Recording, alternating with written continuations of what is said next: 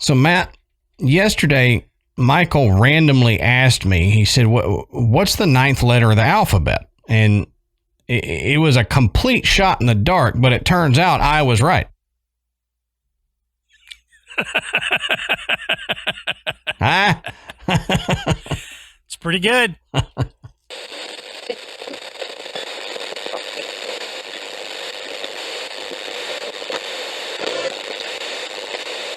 Good.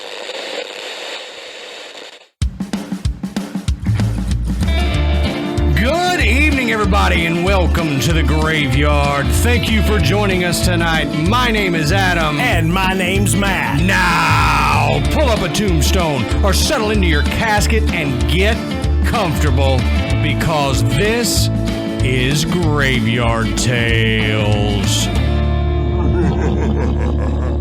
All right, everybody, here we are again. Matt, how you doing tonight, brother? Man, I am fantastic. I am excited for tonight's show. Oh, dude, me too. I was thinking that just a little bit ago. I was like, man, this is an episode that you and I both were excited to do, are still excited about it. We're excited to get it out to everybody. Yeah. So before we talk about that, because we do want to spend a little bit of time talking about that, let's get the housekeeping out of the way. Go check out the Podbelly Network at podbelly.com. You can find different shows to listen to, and you can find tricks and tips on how to start your own podcast. We also want to thank tonight's sponsors, Feals, AMC Shudder, and HelloFresh, and we'll talk a little bit more about them here shortly. Since we're talking about this episode, go check out patreon.com/graveyardtales, because I guarantee you're going to want to see the video of this episode. And in order to do that, the only way you can see the video of this episode is if you are a $10 member of our Patreon. So go over there to Patreon, sign up. Now, you don't have to be a $10 member. You can do 1, 5, or 10.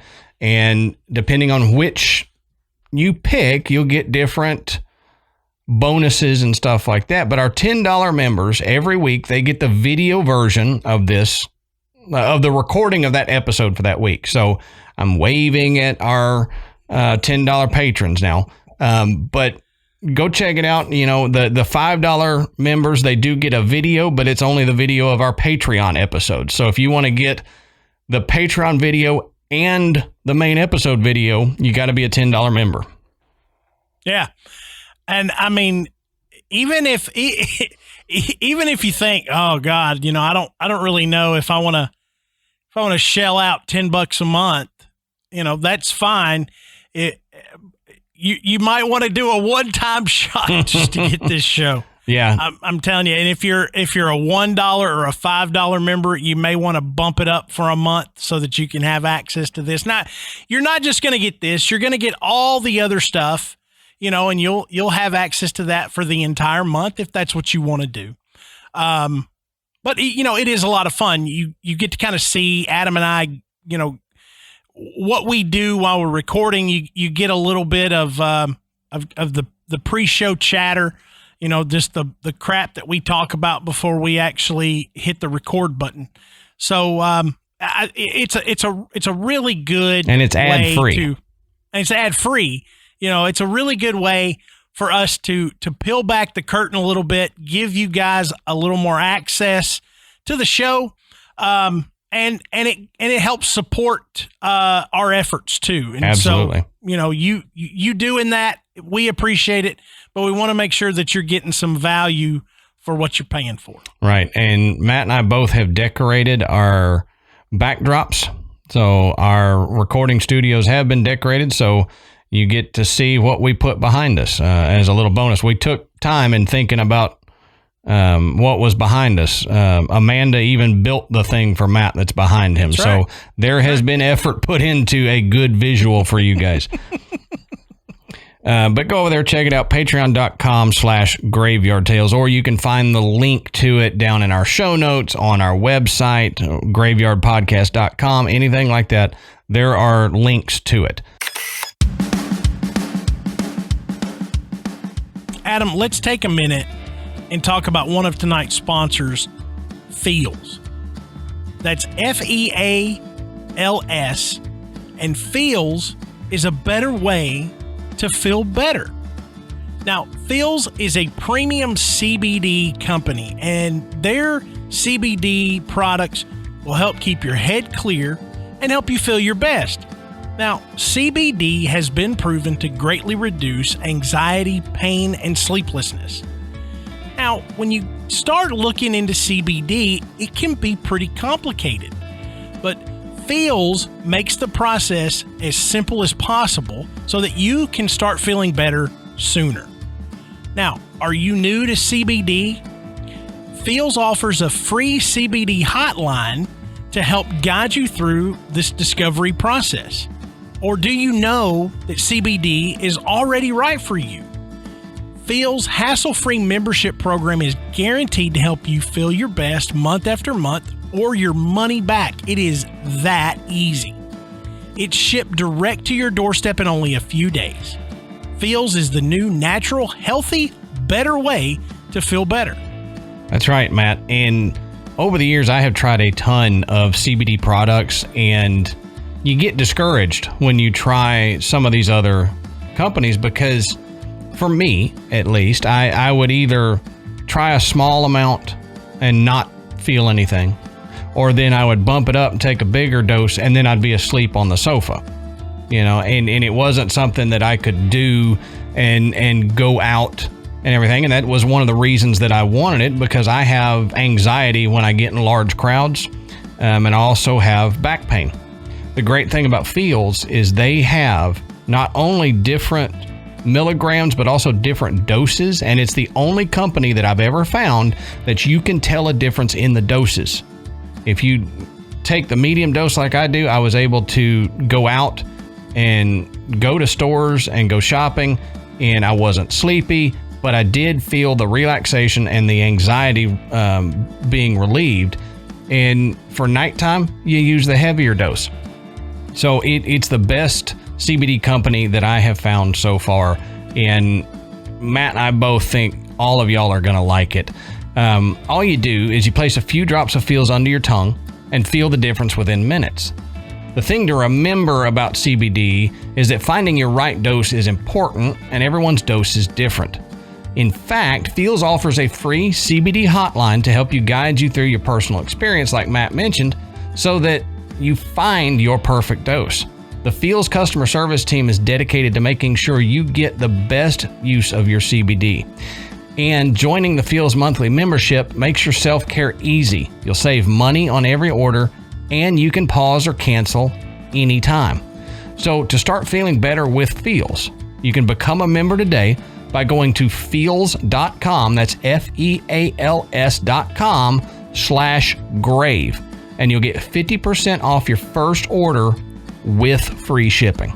That's Feals, FEALS.com/grave, GRAVE, to become a member and get 50% automatically taken off your first order with free shipping. Feals.com/grave.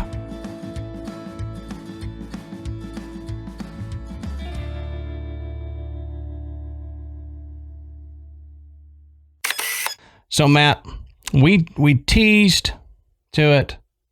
I'll say again, I was super excited that we finally got to pull this episode off, because logistically it's taken us a little while to do, because it wasn't that easy. All of us wanted to do it. We just couldn't make it work. So tell us, what are we talking about tonight, brother? Okay. So tonight we welcome some good friends and fellow podcasters, Scott Philbrook and Forrest Burgess from Astonishing Legends. Oh, yeah. And, we've had a lot of folks talk to us about this, saying how cool it would be. We do share a lot of similar listeners.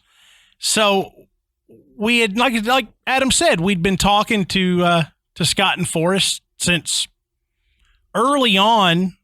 And as we developed a friendship with these guys, we said, hey, we should really try and put something together for both of our sets of listeners.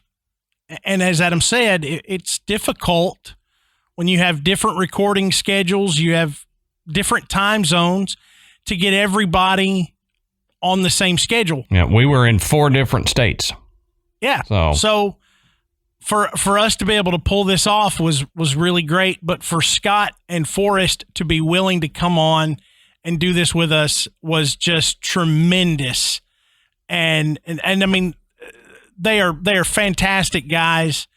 They've been doing this way longer than us. You know, we learned so much from them early on how to do this and do it well. Mm-hmm.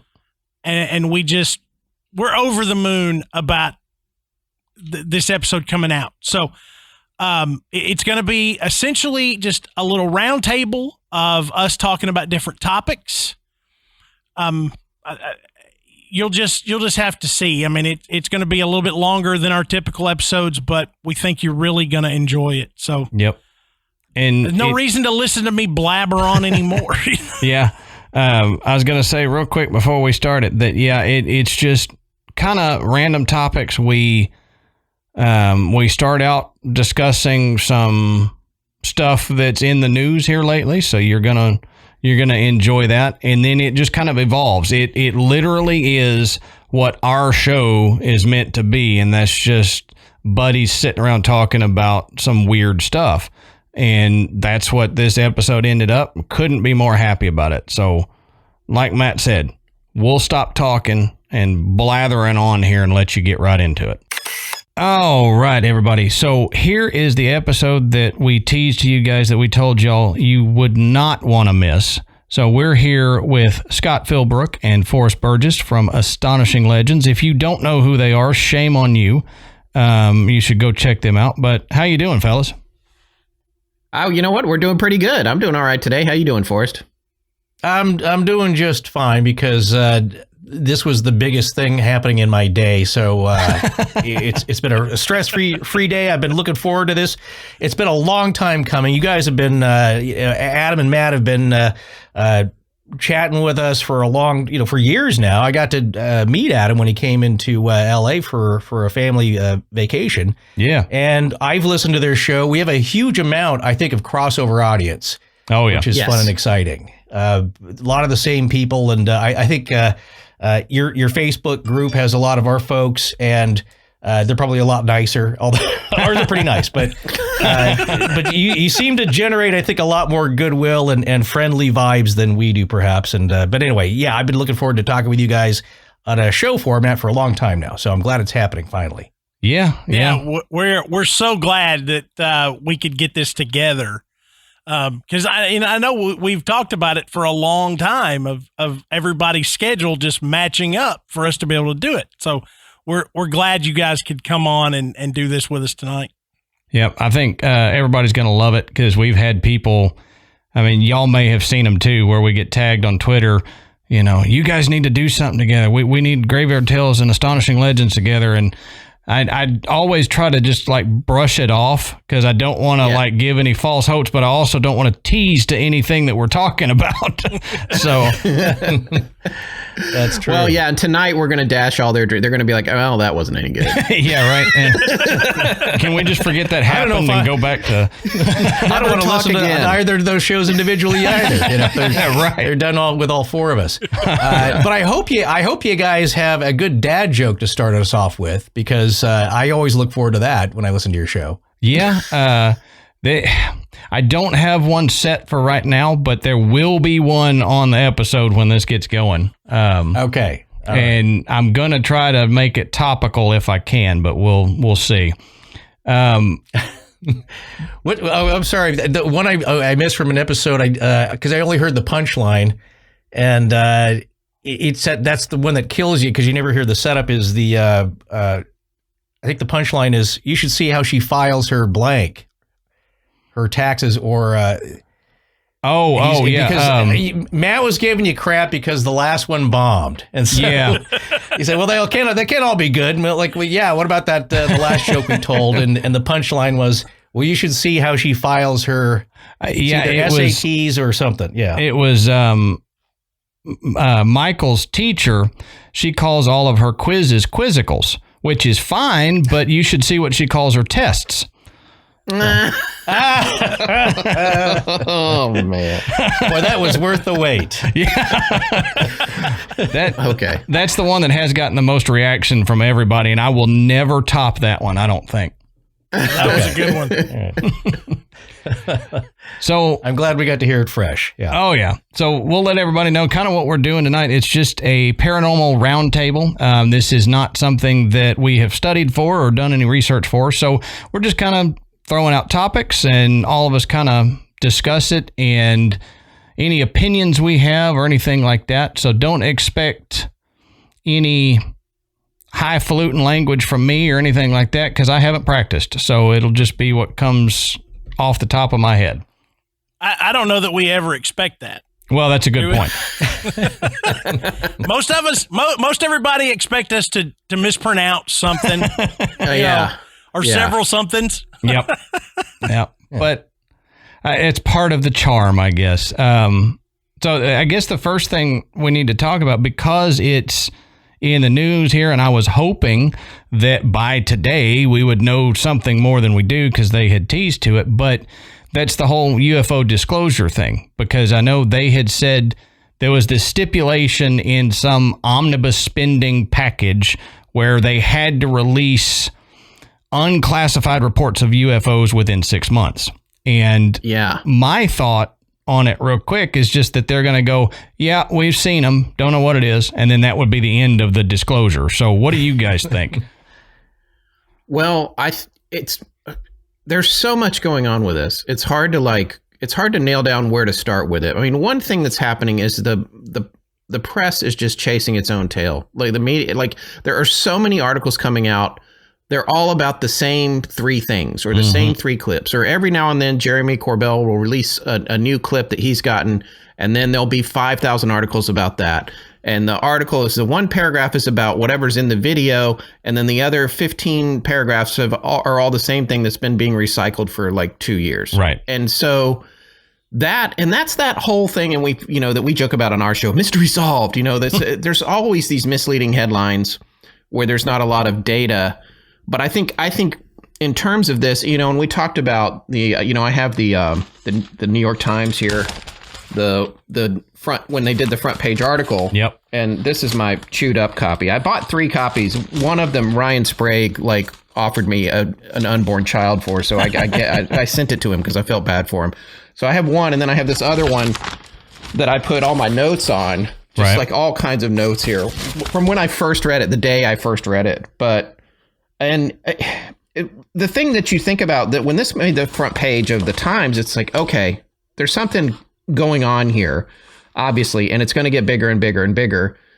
And then there was the whole part with Tom DeLonge, how do you say his last name? But with a G, I do the hard G. Yeah. Hard G DeLonge, all of that, him being connected to it made it feel like all this information is maybe not, because now they sell stock in it. I'm on the email list. I get the emails where you can invest in the To the Stars Academy, I guess it is, and which is cool, but it feels like, okay, wait, is this entertainment or is this fact? What is happening here? And then there's connections to Robert Bigelow and all, just this, and Harry Reid. It's kind of like this big crazy mess. And then so I guess when you think about what's the information that's going to come out, it's not clear, really. It's what's the craziest thing to me is that this pivot is happening now after decades and decades and decades of them gaslighting everybody who ever thought they saw anything. Yeah. And so now they're saying, oh, no, we've seen stuff too. It's real. We have the most sophisticated equipment in the world. And on top of that,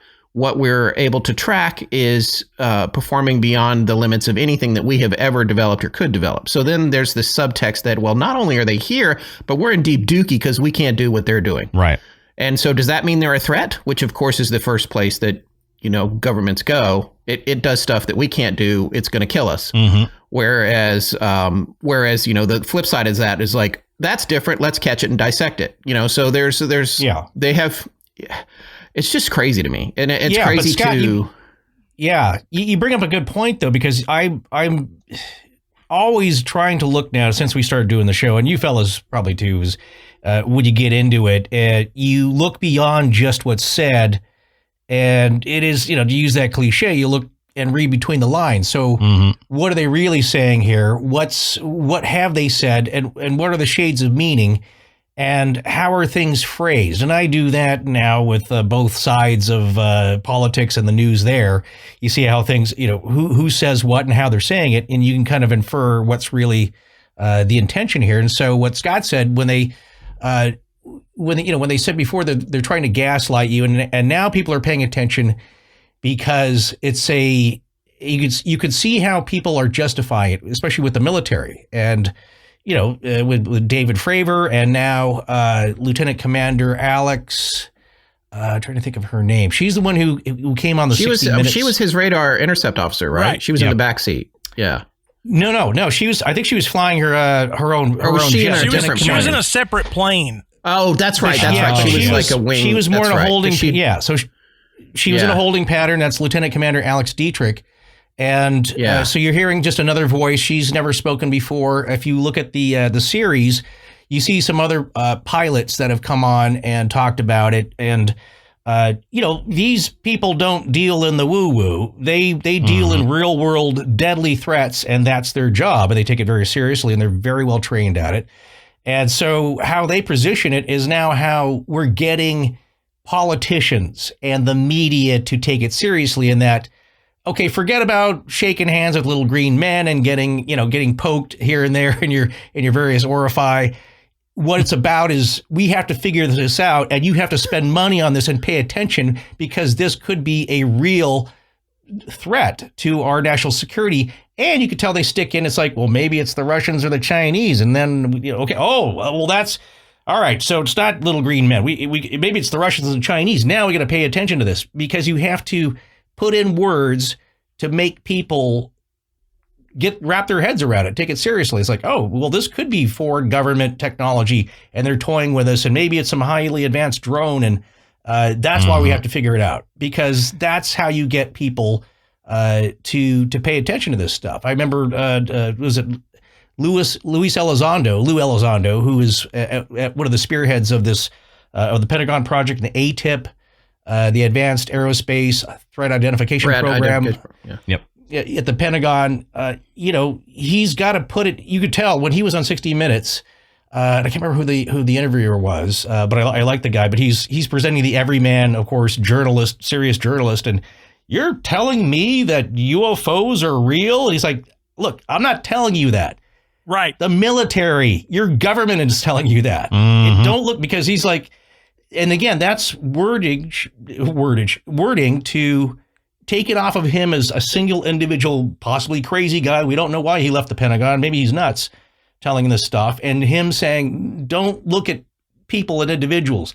This is now your military saying that this is real, and you have to pay attention to this. And that's why you see a billion articles, because I can't believe it myself, but people read this stuff and it's like, no, I guess there's UFOs are real. I don't know. Let's take a look at the sports section or the comics. And it's like, when this gets fully disclosed, it's going to be the biggest news story on earth ever. Yeah. Other than your religious story. So, so what's going to happen though is that there's still going to be people like, I don't care. Doesn't affect me. Until Kang and Kodos are your overlords. And then everyone has to pay attention. So anyway, I find that, the wording, pay attention to the wording and what gets the little tidbits that do get released. Yeah. And I think it too, I do think it's a lot of fluff right now, because they're like, we're going to talk about this makes headlines. People are going to click, and we're going to get ad revenue and all of that. So they say they work these things into, and they write all these different articles about it, about the pyramid shaped thing, about the one recently where they show it going into the water. I still think Commander Fravor's footage is the most impressive in terms of the how the craft seems to not have any control surfaces or anything. It's just doing whatever it wants. It's so sophisticated. So the question becomes, what changed psychologically internally with the Department of Defense or the government or whoever was deciding to pretend these things didn't exist to like, okay, now we can tell everybody. We can tell everyone now. And then the other part of this that I'm looking forward to is all the, the diehard skeptics that we sometimes lock horns with who say that every single UFO is a fake case of mistaken identity. It's like, well, what do you say now? What do you say now? Where are those? Where are those guys? Like, oh no, they still have Yeah, we can say to you, they don't know what this is. The U.S. military doesn't know what this is. And with the most sophisticated tech we have in an FA-18F Super Hornet with that's getting new stuff put in it every day in terms of sophistication. And that's why you can hear, I don't know who it is, which officer it is, that once they get that radar lock, they're like, whoa, because, they're trying to get the thing to lock on. And it's nearly impossible because it's going so fast. But when they get that lock and they know they've got it in there and they've got the footage of it, it's amazing. But then the other thing is, like, there's all these little details in that article where, like how it talks about how it was at their in the course of this chase, the thing was at their destination. Like it left them and then it got to where they wanted to go before they got there. So somehow it knew where they were headed. Yep. Which that's crazy, because if it's not monitoring communications or whatever, then that demonstrates it seems to have some sort of sophisticated control over time and space where maybe it understands what's going to happen in the future. Yeah, which is scary. So but this goes back to something I've been talking about on Astonishing Legends for a long, long time. What if all of the UAP, now everybody's calling them UAP, so that's the newsflash. We're not supposed to say UFO anymore, I guess, but these unidentified aerial phenomenon. And then there's the USO, the unidentified submerged object, which there was just a story a week ago about a submarine talking about tracking something underwater that was moving ridiculously fast beyond any technology that we have. My thing was like, well, maybe none of this is interstellar. It's not coming a long way. Maybe it's all coming out of the ocean, all of it. And then that's, the episode right before this episode drops, we covered the Baltic Sea anomaly. And that's that, weird Millennium Falcon looking thing in the Baltic Sea. Oh, yes. Yes. And, it's not proven. They don't have anything, but there's a lot of speculation that that's a downed USO or UAP and that it crashed and that's where it lays. And you hear all the time people talking about advanced civilizations, or I forgot what they call them, but breakout civilizations or something, of humans who are well advanced beyond what we are, and they've actually then set up a civilization under the ocean, and that's why you have so many of these UAPs that are seen coming and going from bodies of water. And one of the things that, in my head that could make that fit is Matt and I always talk about one of my theories that I stick to my guns on, and I don't take anybody who says anything different that seriously, because I think there's proof that we are not the smartest civilization that's ever lived. If you look at stuff like Göbekli Tepe and all of these ancient monoliths from different cultures way back then, we're like, oh, well, I don't see how they could do it. And, it had to have been alien contact because we can't do it now. And it's like, no, we lost so much information with the burning of the Library of Alexandria that in there could have been the descriptions of technologies that we have not rediscovered now. And if you take what we have now and we just stop civilization and you give it 3,000 years, how much of the information that we have now is going to be left for a future civilization in 3,000 years? Very little. Only what we write on stone, right? Our internet cables will dissolve. Our computers are, gone. All that. You're not going to see this big fossil footprint of a super intelligent civilization. So people are going to look back on us and go, how did they build the Empire State Building? They don't seem to have the technology to do that. So what if something like that happened? And like you said, Scott, they're not coming from another world out there in our universe. they're here, and they've been here for a long time. And there's a book, Our Haunted Planet, by, I think it's John Keel, and he calls them Watchers of the World, or WOW, and he says these things have been around since the dawn of time. Our ancestors have been writing about them and talking about them since the dawn of time, and their sole job is to keep an eye on the world and not let us do anything too bad to destroy it, like nuke ourselves or whatever. And that's why they shut down nuclear plants sometimes, just to say, hey, dummies, we're smarter than you. But they're not to interfere in any other way, and we're not supposed to know that much about them. So what if Keel had it right way back then, that it's not, little green men from Glorp, 16,000 light years away. It's actually our ancestors that have been watching the world for however many millennia. I wouldn't be surprised if they're from Glorp. It's terrible there this time of year. You're looking to get away. But you should see their pandemic. Yeah. We're out. We're leaving this place. But, when you think about it, Adam makes a really good point, because even looking at something as well known as like the Nazca lines, and you go, well, that's amazing. It's incredible. I get all that. But when you stop to break it down and say, how did a civilization with the technology that we believe they had do something of this scale without having the ability to look at it from above? Mm-hmm. And there's so much evidence that, not only did they have technology that we don't know anything about, they had technology that allowed them to fly. And once you start thinking on that scale, anything is fair game. Yeah. Because we thought, oh, well, human flight is restricted to this era. Maybe not. Maybe not. Maybe there was a civilization that figured it out somehow. It may not be in the way we did. But if they could figure that out, what else could they have figured out?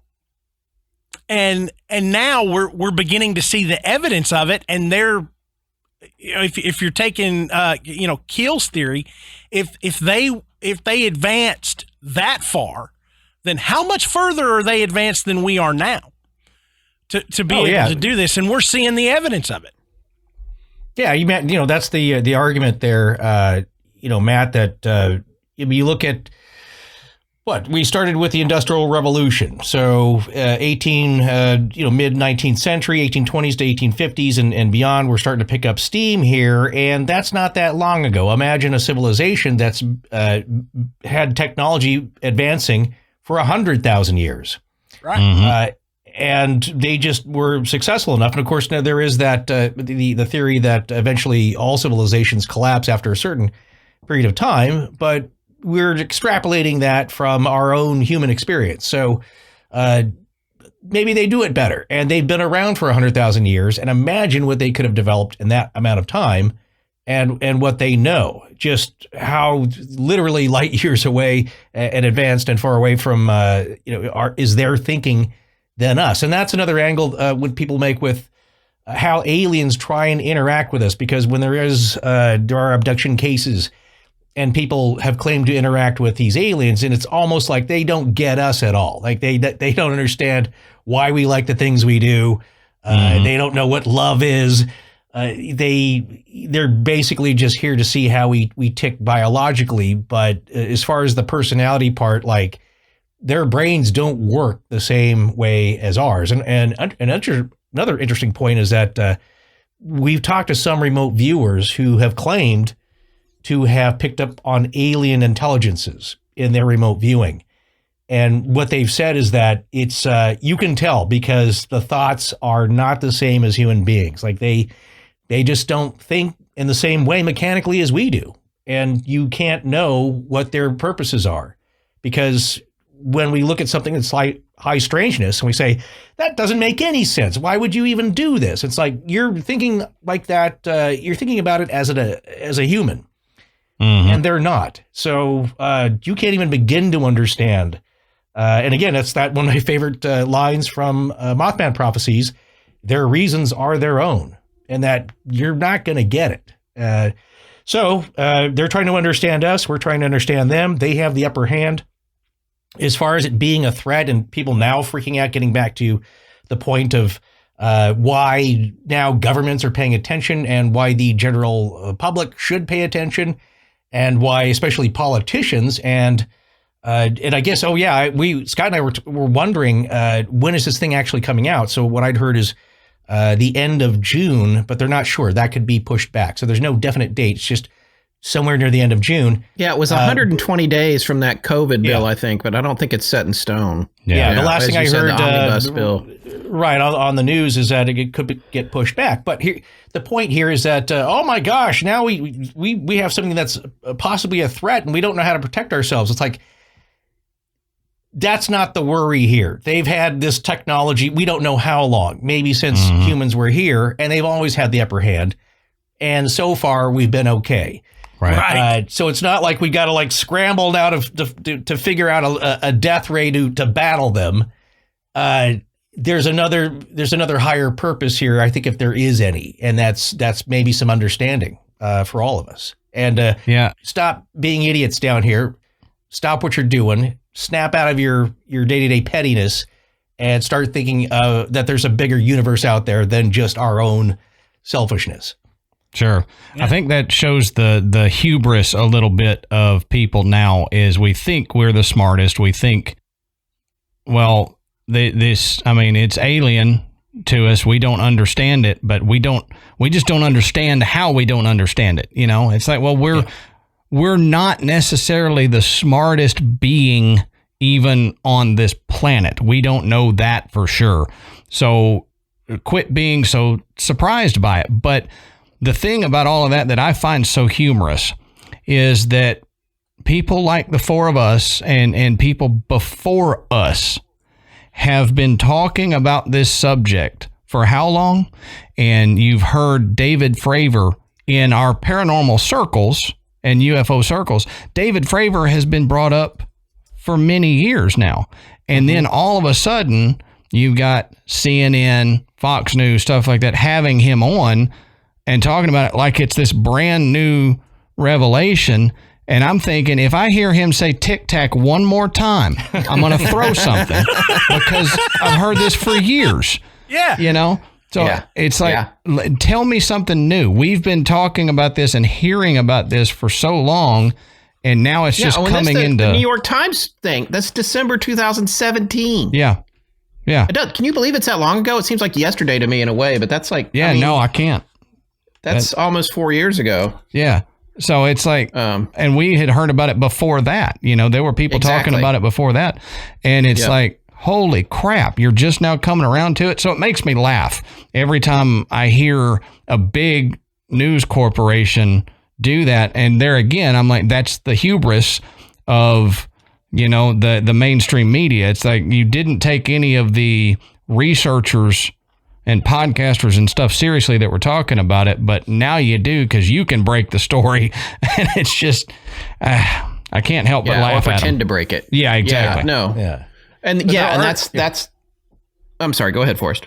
Oh, no, I was going to say, so what you get now is it's not, you know, you could have every news outlet run a story on it. And like I said before, a lot of people out there they're not going to care about it. So they're not going to hear the news. They're not going to be up on it. I think maybe that's part of the overall plan is that, we have a little bit of information and that gets repeated over and over again. And you get tiny drip drops of little bits of disclosure. So like the newest one that Scott was talking about is, and one of the latest things I've heard, I think that came from a report given to Jeremy Corbell from one of his sources, is that, of course, now nuclear subs are picking up when there's no windows on them. They see totally by sonar and other movement censoring technology on board, really highly advanced stuff. We can't even imagine that they're detecting these objects that are moving underwater at impossible speed. So And what I like about this is that, okay, that's a slightly different twist. Of course, it's a logical extension to what we see in the skies, and then we see them go underwater, and then our imaginations stop. Like, is there a big base off of Catalina where these things go? And it's like, well, obviously, if they can move, if you're going to go along with that logic flow, and they can move that fast in the skies, what was it, 60,000 miles an hour, was Scott said, to get back to ping at the Princeton, and then arrive, was it 30 miles away at the their destination in 30 seconds or whatever. That's impossible. It's beyond what we can do. It's beyond what we know, as Elizondo said, what we know about physics. It's breaking the rules of physics as we know them, but obviously it's happening. So there are physics involved with that. It's not magic. There's some physics that obviously we don't understand. But what I like about the USO angle here is that now you're adding the element of water. And as we know, things can, as far as our technology can go, even if it's the, Scott will know this, the worm impeller on the Red October. Oh, the caterpillar. Yeah. The caterpillar impeller. Yeah. So it's a new technology. That's only going to go so fast. Things can only move so fast underwater because you're pushing water. Right. But these things are zipping around at unbelievable speeds, and it's not our normal means of propulsion. So now it's being demonstrated under the water, and that's being admitted. And then you start thinking like, well, how is that accomplished? Scott and I were talking about this before, and that's the James Cameron, his movie, The Abyss. And I remember when that came out, there were USO theories then. Of course, nobody paid much attention to them, but it was probably part of the marketing of the movie, was that there were UFO theorists saying like, well, it instead of an object that's solid, like a solid Tic Tac pushing its way through water, and we know there are limitations with that, somehow you are just incorporating, you are materializing with the water as it goes along. Yeah. So again, that's molecular. It's not traveling. It's molecular displacement on an atomic or subatomic level. It's almost like the object is moving itself by just appearing in the next place rather than traveling to the next place. Well, you think about, that makes me think about a wave in the ocean. Everybody thinks a wave is actually the water traveling from here and then going to here. But in reality, it's literally just a wave lifting the water as it goes along. So that same water molecule could stay here. It's not necessarily moving all the time. Some do, some don't. But maybe that's what it is. It's just like you're saying, it's just like almost a teleportation where it just keeps jumping forward with it. Like there was the scientist who said we actually can transport one atom to another space on the planet thousands of miles away, because all we're doing is making an atom here look exactly like the atom back here, and that's technically transporting it. So we can't do that with humans, because we would have to, it would basically be rebuilding an entire human with atoms over here. But maybe they have some type of technology where they actually can keep rebuilding the atoms of their craft out of the atoms of the ocean. And so it's actually just reforming the whole time. And not be melded to it like the Philadelphia experiment or something. I heard you. Yeah. See, I heard your guys' episode on that as well. And then like a lot of these stories, it's like, I want to hear these guys get to the bottom of this. And then it turns out, well, the main source on this, he's maybe not that credible. Yep, exactly. And then your balloon deflates a little bit. You're like, it's like in that particular story, the deeper you dig, the weirder it gets. Yeah. And you're like, we're just finding more rabbit holes to go down. I was like, this is ridiculous. But when Adam brought up the whole molecular thing, it made me think when we did a show on psychic ability, and you remember the Russians did this where, they were talking about or at least the psychic they were studying was talking about, taking a pill and actually getting it into the bottle without touching it. And the idea that he describes is that you essentially are getting the molecules of the pill to meld with the bottle so that it's really just one thing, and it passes through because nothing is truly solid. Everything is just constantly in motion. And it was just a way of getting those molecules to spread apart just enough to where they became one at one point, and then there you go, the pill's inside the bottle.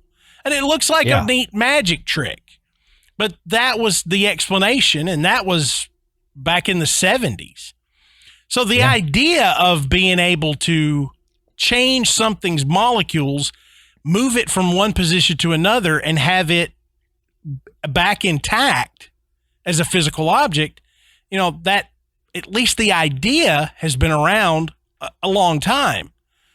So it is curious to think, is that what we're seeing with these kind of crafts that move at speeds and at angles that we can't even fathom? Yeah. No, Matt, you're right. That's go ahead. You looking something up, Scott? Oh, I was just going to say, I found an article just today when I was trying to find that about that submarine sighting. Of course, this is the Sun, but it's a lot like the Men in Black movie where they're like, where do we go for the news? We go to the Inquirer and whatever, because some of those stories seem to have more credibility. But in this article from the Sun, it said in October, it was reported Russian submarines are fighting a secret war with alien craft deep under the oceans, according to top secret Kremlin documents. In scenes straight out of a Hollywood movie, Soviet subs are playing a game of cat and mouse with strange underwater craft, according to a new book called Russia's USO Secrets by Brit investigator Philip Mantle, who we've mentioned on our show before, based on Russian documents and accounts from military veterans. So there you have it. And the other thing, and this is something I've brought up before, a book that I read a long time ago called Above Black, Project Preserve Destiny, which was published by Dan Sherman in 1998. He talks about being on a base similar to like a drone base where it's just out in the middle of nowhere, and he would have to go into a trailer and have and receive these communications, and they were just numbers. And he said that they were coming from alien intelligence, and he would write the numbers down. And when he went in, he had to go in like he was strip searched, cavities, everything, like totally every time he went in. And then he would sit down like in a cubicle and receive these messages, almost like a remote viewing thing. And it would be numbers, and he's trying to figure out what they were. And the book talks about that. But one of the other things that he talks about is a propulsion system based on destructive interference, which I always thought was fascinating, because he actually brings up how like noise canceling headphones work. Or if you ever remember in high school about the waves, you put the two waves, they beat each other and they cancel each other out. Yeah. Same thing with sound waves. And that there was something about this propulsion that related to that sort of wave cancellation, but he only had just little slices of this information, so he couldn't go further with it. But that was back in 98. I remember reading that book and thinking, I mean, it's just either the greatest ruse of all time. The other thing that this points out to is, and we're not particularly conspiratorial on Astonishing Legends, but conspiracies do happen. There's proof of them, obviously. Sure. But this is in releasing this information, you are admitting to a cover-up. There's been a cover-up for a long, long time. And now you're saying, nope, you know what? They're out there and we have proof of it. Yep. Now you're trying to convince us. You wouldn't believe us, and now you're trying to convince us with your FA-18 footage or whatever. So anyway, I digress. It makes you wonder. You were called a conspiracy theorist for so many years if you believed that there was something flying around our airspace that we couldn't identify. And people would say you're misidentifying seagulls. That was just it was a fighter jet from the military base or whatever. So then now it comes out, and now the conspiracy theorists were right. So what else are we going to find out within the next decade or couple decades that conspiracy theorists have talked about that's going to be right? And that, when you actually look at what some of the conspiracy theorists say, that worries the hell out of me of what that they say might actually come out being correct. We're living in that Mel Gibson movie where he was the I've never seen that one. Oh, it's a good one. I enjoyed that movie. Yeah, where conspiracy theory, I think is what it's called, right? I think. Yes. Yeah. But he winds up being right about everything that he thinks is happening, pretty much. Yeah. But well, you hear stuff. That's a movie, but it depends. It depends on who you talk to. And I remember back in the 80s, because you guys were talking about wave cancellation, and and this gets into so many ideas coming up in movies and documentaries. Things that are actual facts, like nothing really touches, and that electrons repel each other. So every atom is actually pushing against each other. So if you think about it on the molecular level, on the atomic level, nothing is really physically touching, and most of everything is made up of nothing. Because the mass of atomic particles, neutrons, protons, electrons is actually very small, and those are being repelled. So basically, everything's a lot of space. And then we go back to one of my favorite episodes of The Sopranos, where Tony Soprano's in the hospital, and he's in a bed next to a physicist, I believe. I can't remember if it's Hal Holbrook or not, but basically he's explaining these bigger concepts that, we are all composed of the same stardust, the same atoms, the same molecules in roughly the same proportions as they are found throughout the universe. So everything is everything. We just happen to take these shapes. So when you guys are talking about moving through water, you're just materializing in a continuous stream as you go. And then that's the Star Trek transporter debate, whether your atoms are decomposed, unhooked, beamed somewhere else, and then reassembled at that spot, or are you just reassembled from a set of recipes and instructions on the other side from materials they have? And then there's the question of, well, if you have a soul, what happens to that? Does that get beamed, or does that astrally project to the new spot? How does that work? So there's a lot going on. But getting back to my original point, I remember he was just a really great guy named Egon, and he was a professional photographer and portrait painter. That was a friend of my dad's that worked in advertising. And that's why my dad knew him. And this guy basically, fought the Russians he was Hungarian, and he'd fought in the revolution there and escaped that war, made it to America, and then just had this incredible life where he's meeting all these crazy people. He had a portrait of JFK that he painted that's hanging in the White House, or I don't know if it's still there, but just one of these big, larger than life people. But I remember him telling my dad, it's like, well, they have. They've got cameras in space that can see a newspaper headline in a parking lot. And it's like, what? This is the 80s. And you're like, yeah, I guess that's right. But it wasn't big news then, because this guy had talked to people high up in government and deep down in different places that he would kind of hint about. He's like, well, I can't really tell you about that. But that's what they can do, is that, yes, they can read a headline on a newspaper from space, on a newspaper. And the other thing he said was, they have a beam that can basically be focused in its sound waves that can extinguish fire. And you think like, well, that's kind of cool. It's like, well, that would be great for wildfires and forest fires. Like, yes, it would. But what else could it do? It could knock a missile out of the sky. You zap it, you put the flame out, thing falls. And he was telling this stuff in the early 80s. I remember hearing it.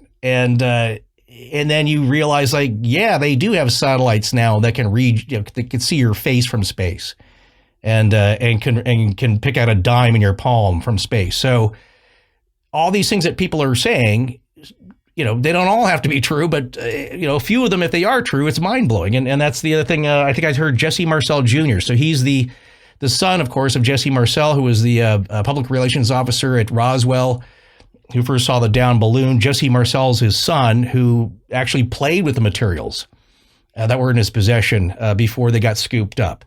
And of course, this is, we get back to, Scott was saying, like, well, what do you think now? This is in your face, and people are still denying it. It's like Jeremy Corbell's getting crap of like, well, those Navy pilots, they just mistook what they saw. Like, they don't really know how to read their instruments. That argument is so ridiculous to me. I find that so infuriating. It's also insulting. No, it's insulting because Corbell's also talked to electrical optical engineers from like Raytheon the guys who make this stuff. And then you have armchair experts.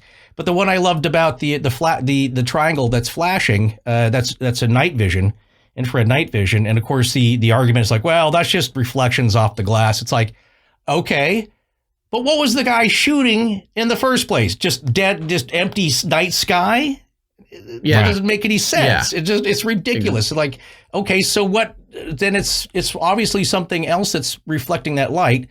That's getting perhaps putting a reflection in the lens. But what was he taking a picture of to begin with? So stuff like that just didn't make any sense to me. But you're going to get those arguments. But anyway, getting back to Jesse Marcel. I think he was on Jim Harold talking about he was, knowing who he was.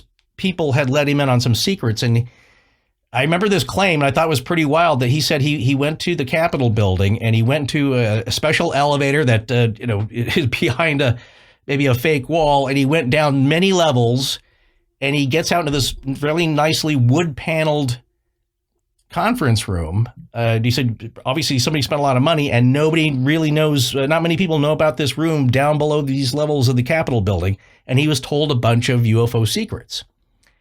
And he said, I firmly believe it. It's like, this guy's, why would they do that? So that I would go out and make myself look like a fool? And he said, I'm not telling you anything specific, but I'm telling you they're real.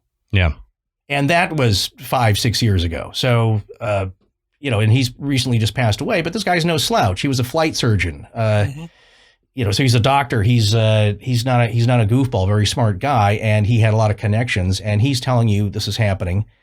But again, even the Pentagon's telling you this, and people are still denying it, because I think it's too scary.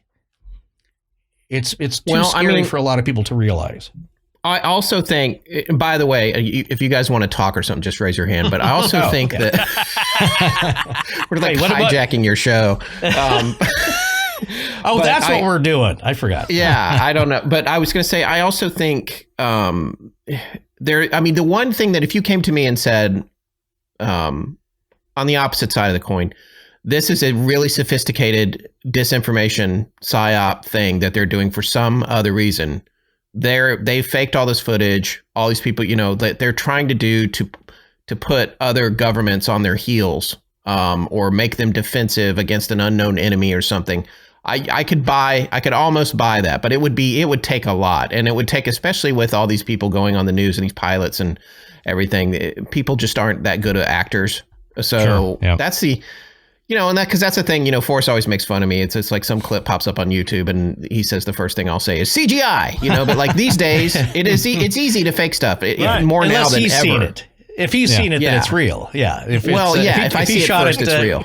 Right. Like what was it? The out in Pennsylvania at the cabin, you saw some strange lights in the sky. And I think you took some iPhone stuff that I've seen. No, in North Carolina, I saw lights. Oh, yeah, that's right.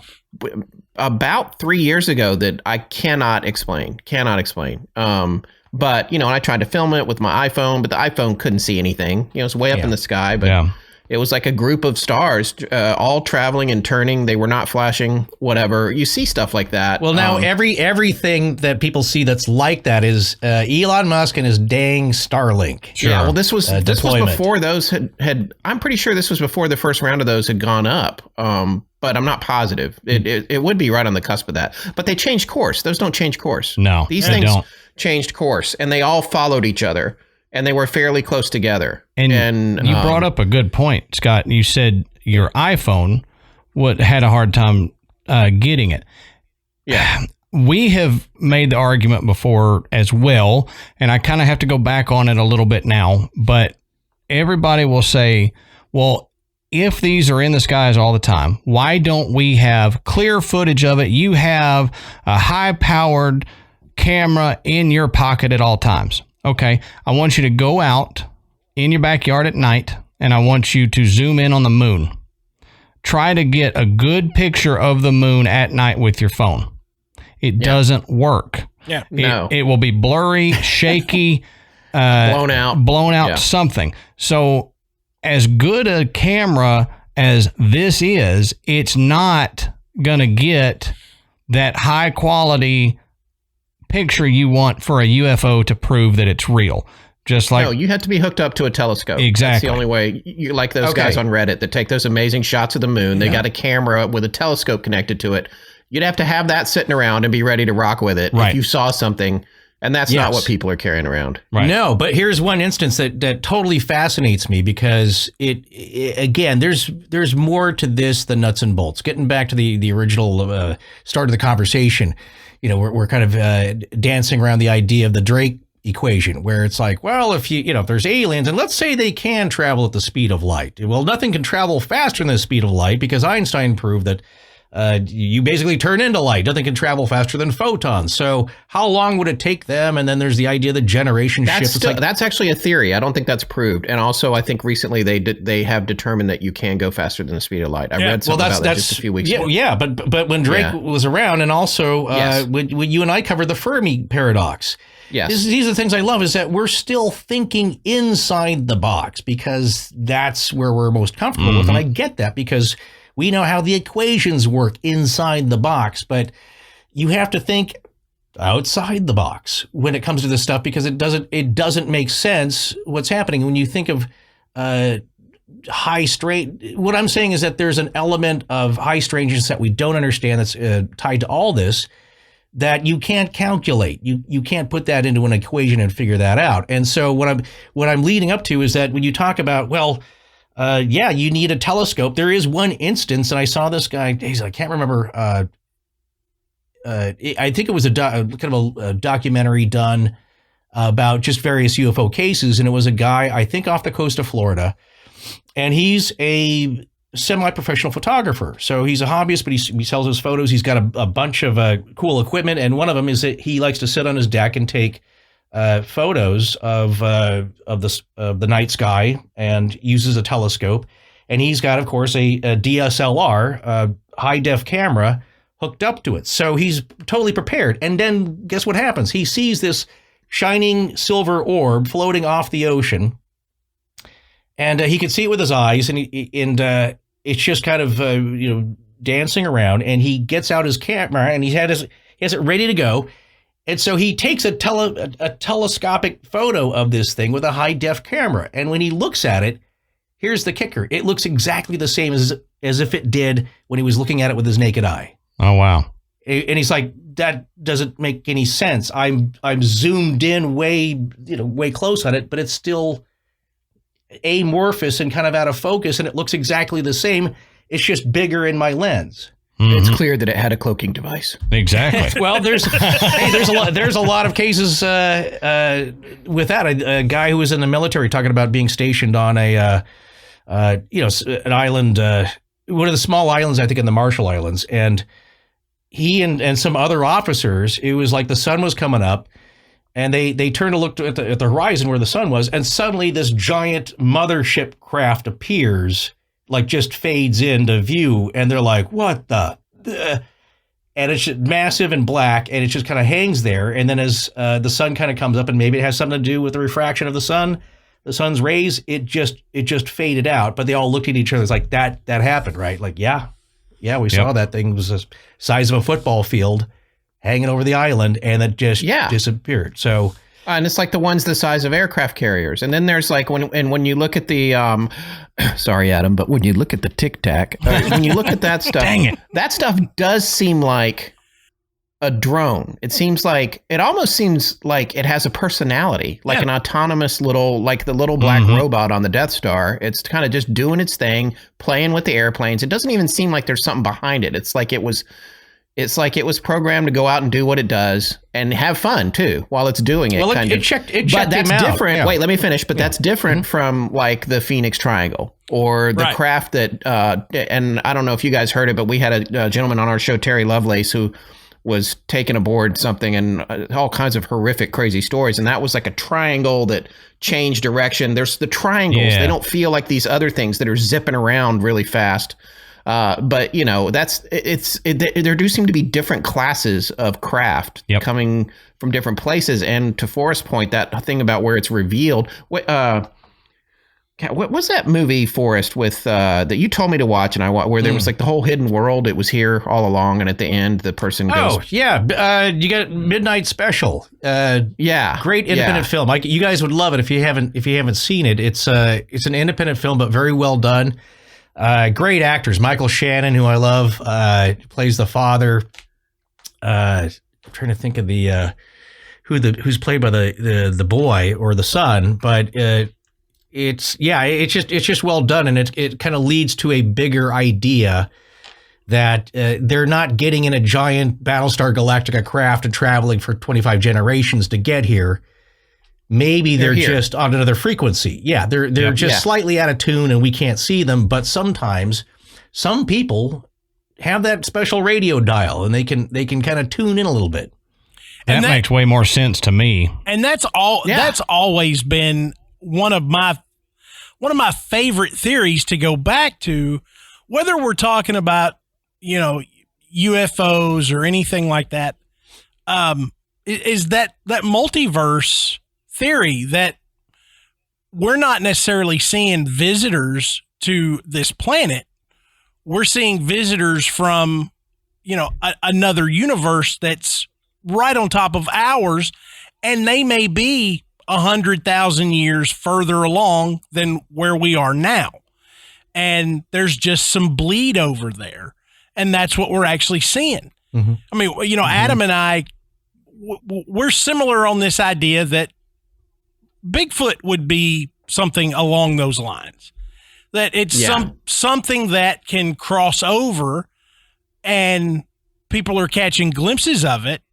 But it's not of this dimension or this universe. It's from one that's just laying right on top of ours, or multiple ones that are just folded in. And there's even ones that, we're talking about civilizations that would be far less advanced than us, and people are seeing. And when we did a show on time travel where a couple is going on vacation, traveling from England through France, and they pull off the highway and they find this little town and stay in essentially a bed and breakfast with all these people. And they're like, well, look at, everybody is dressed up in this, era, clothing from, 100 years ago. Well, how unique. And then they stay and they eat.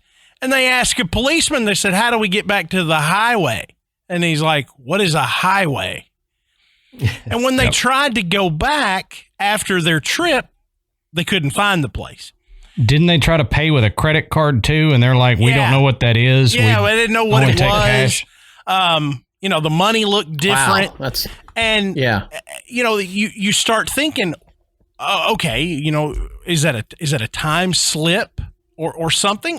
Or is it you bleed into another part of another universe, and you're seeing events, you're interacting with events that are happening at the exact same time, just not in the universe you're in.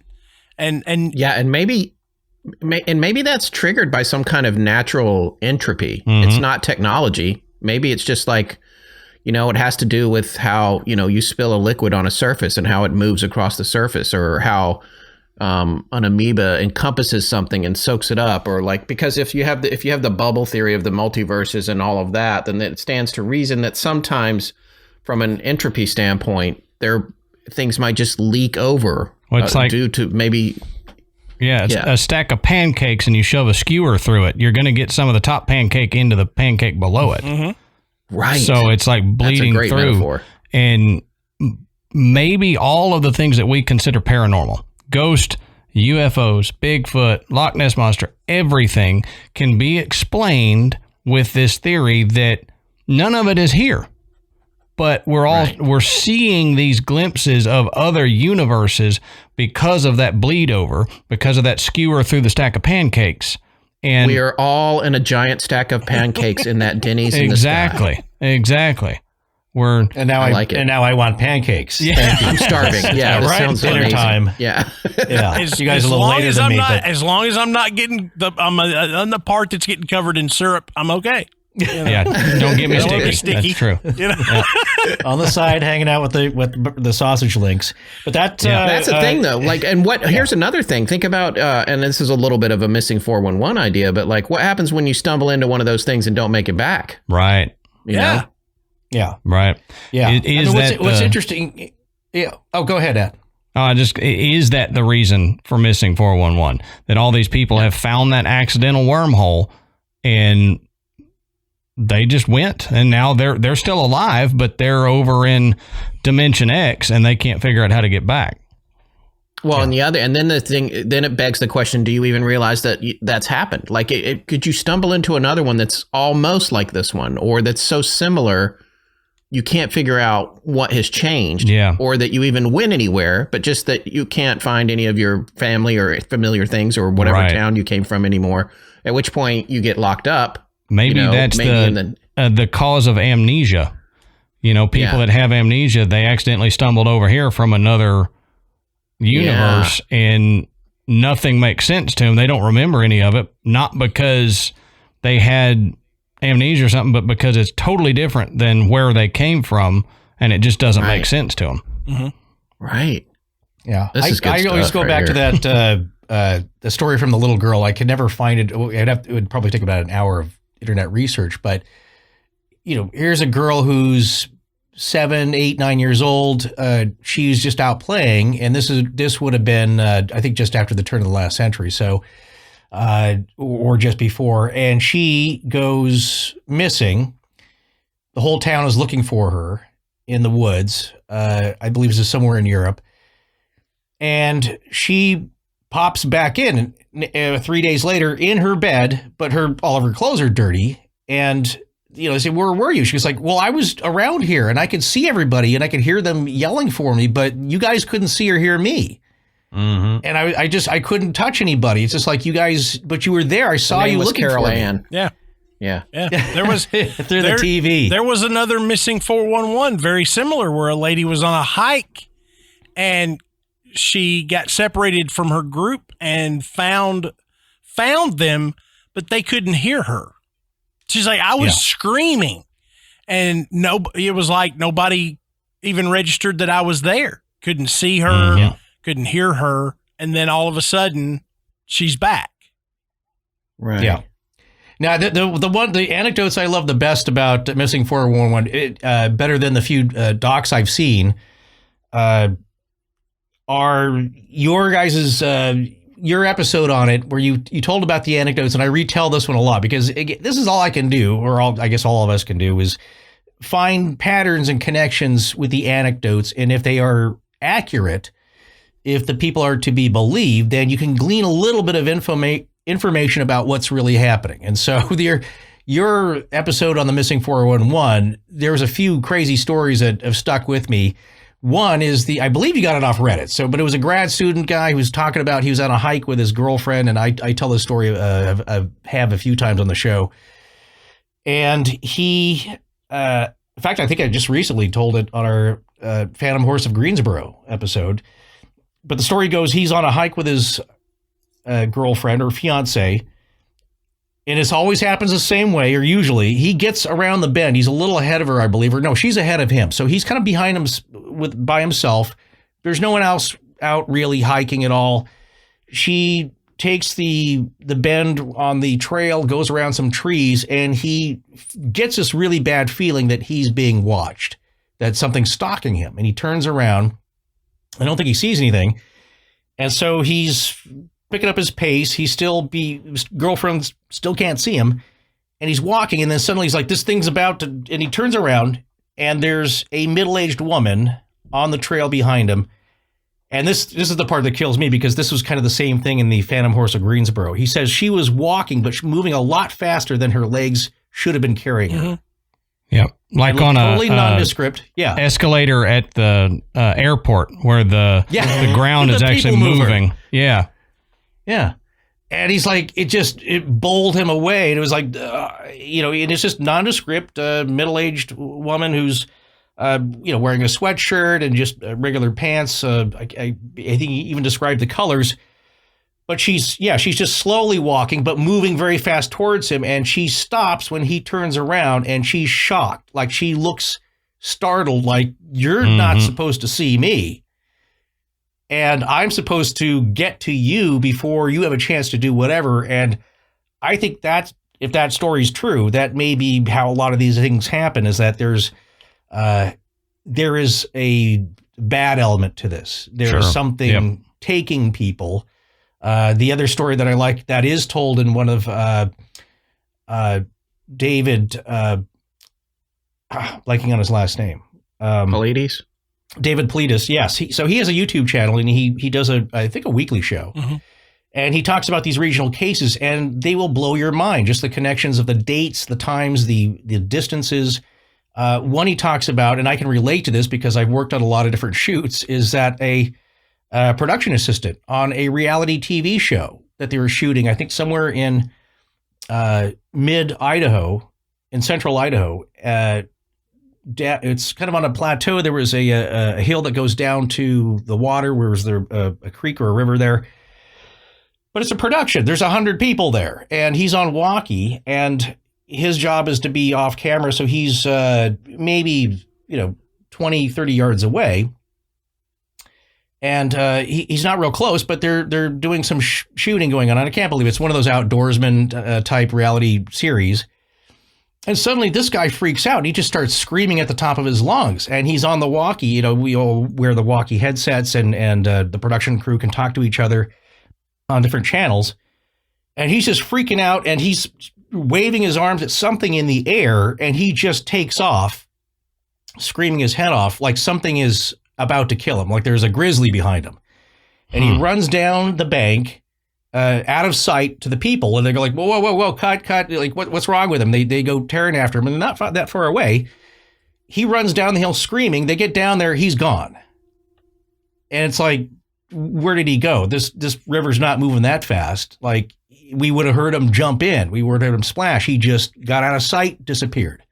But he thought obviously something was trying to kill him, or something was after him. That's scared the living daylights out of him. So there's that weird element. That is weird. I think some people fade in and out. There's all different things kind of happening here. I don't think it's one thing we can point to, but sometimes I think there's something that is absconding with people, and then sometimes bringing them back, always not alive. Well, you said, Adam, and then the pooping boy with the grandmother. Oh yeah, with the mechanical grandmother. Yeah, yes. That one always sticks in my head. The pooping robot thing. That's yeah. There's some that you're like, I almost can't believe. You want to believe, but you almost can't believe them. Sam the Sandown Clown. Yep. That's another one. I remember y'all's episode on that. That was a weird one. Yeah. That just, I don't know. That one kind of gave me the willies hearing about that. But you said some people, and that made me think, y'all probably have heard this too, that a lot of UFO abductees, they can trace back to their parents or their grandparents having abduction events, or their kids will say they have had abduction events. And it's the same with ghost encounters and stuff like that. If your parents or grandparents saw ghosts all the time, or had interactions with ghosts, you're more likely to have those interactions. So does that suggest that there's something genetic to the paranormal, where if you have a certain set of genes or something in you is a certain way, that you're more apt to see into another dimension, you're more apt to be visited by aliens or ghosts? And does that say that it's less paranormal, more multiverse, biological? More biological. And metachlorians. Yeah. We're talking about the Force. Yeah. It could be, definitely could be an element. I think I think that we'd like to know that there's one single element or force that's going on, because we're more able to wrap our heads around that and then think about it and analyze it. And then once we don't, we can analyze it and maybe understand a little, we're not so afraid of it. Fear is it's the unknown. And it's like when there's a bunch of stuff going on and it's all interrelated, well, then we have no control over it. And then we don't even know how to begin to think about it. And that's the scariest proposition. Yeah. Right. Yeah.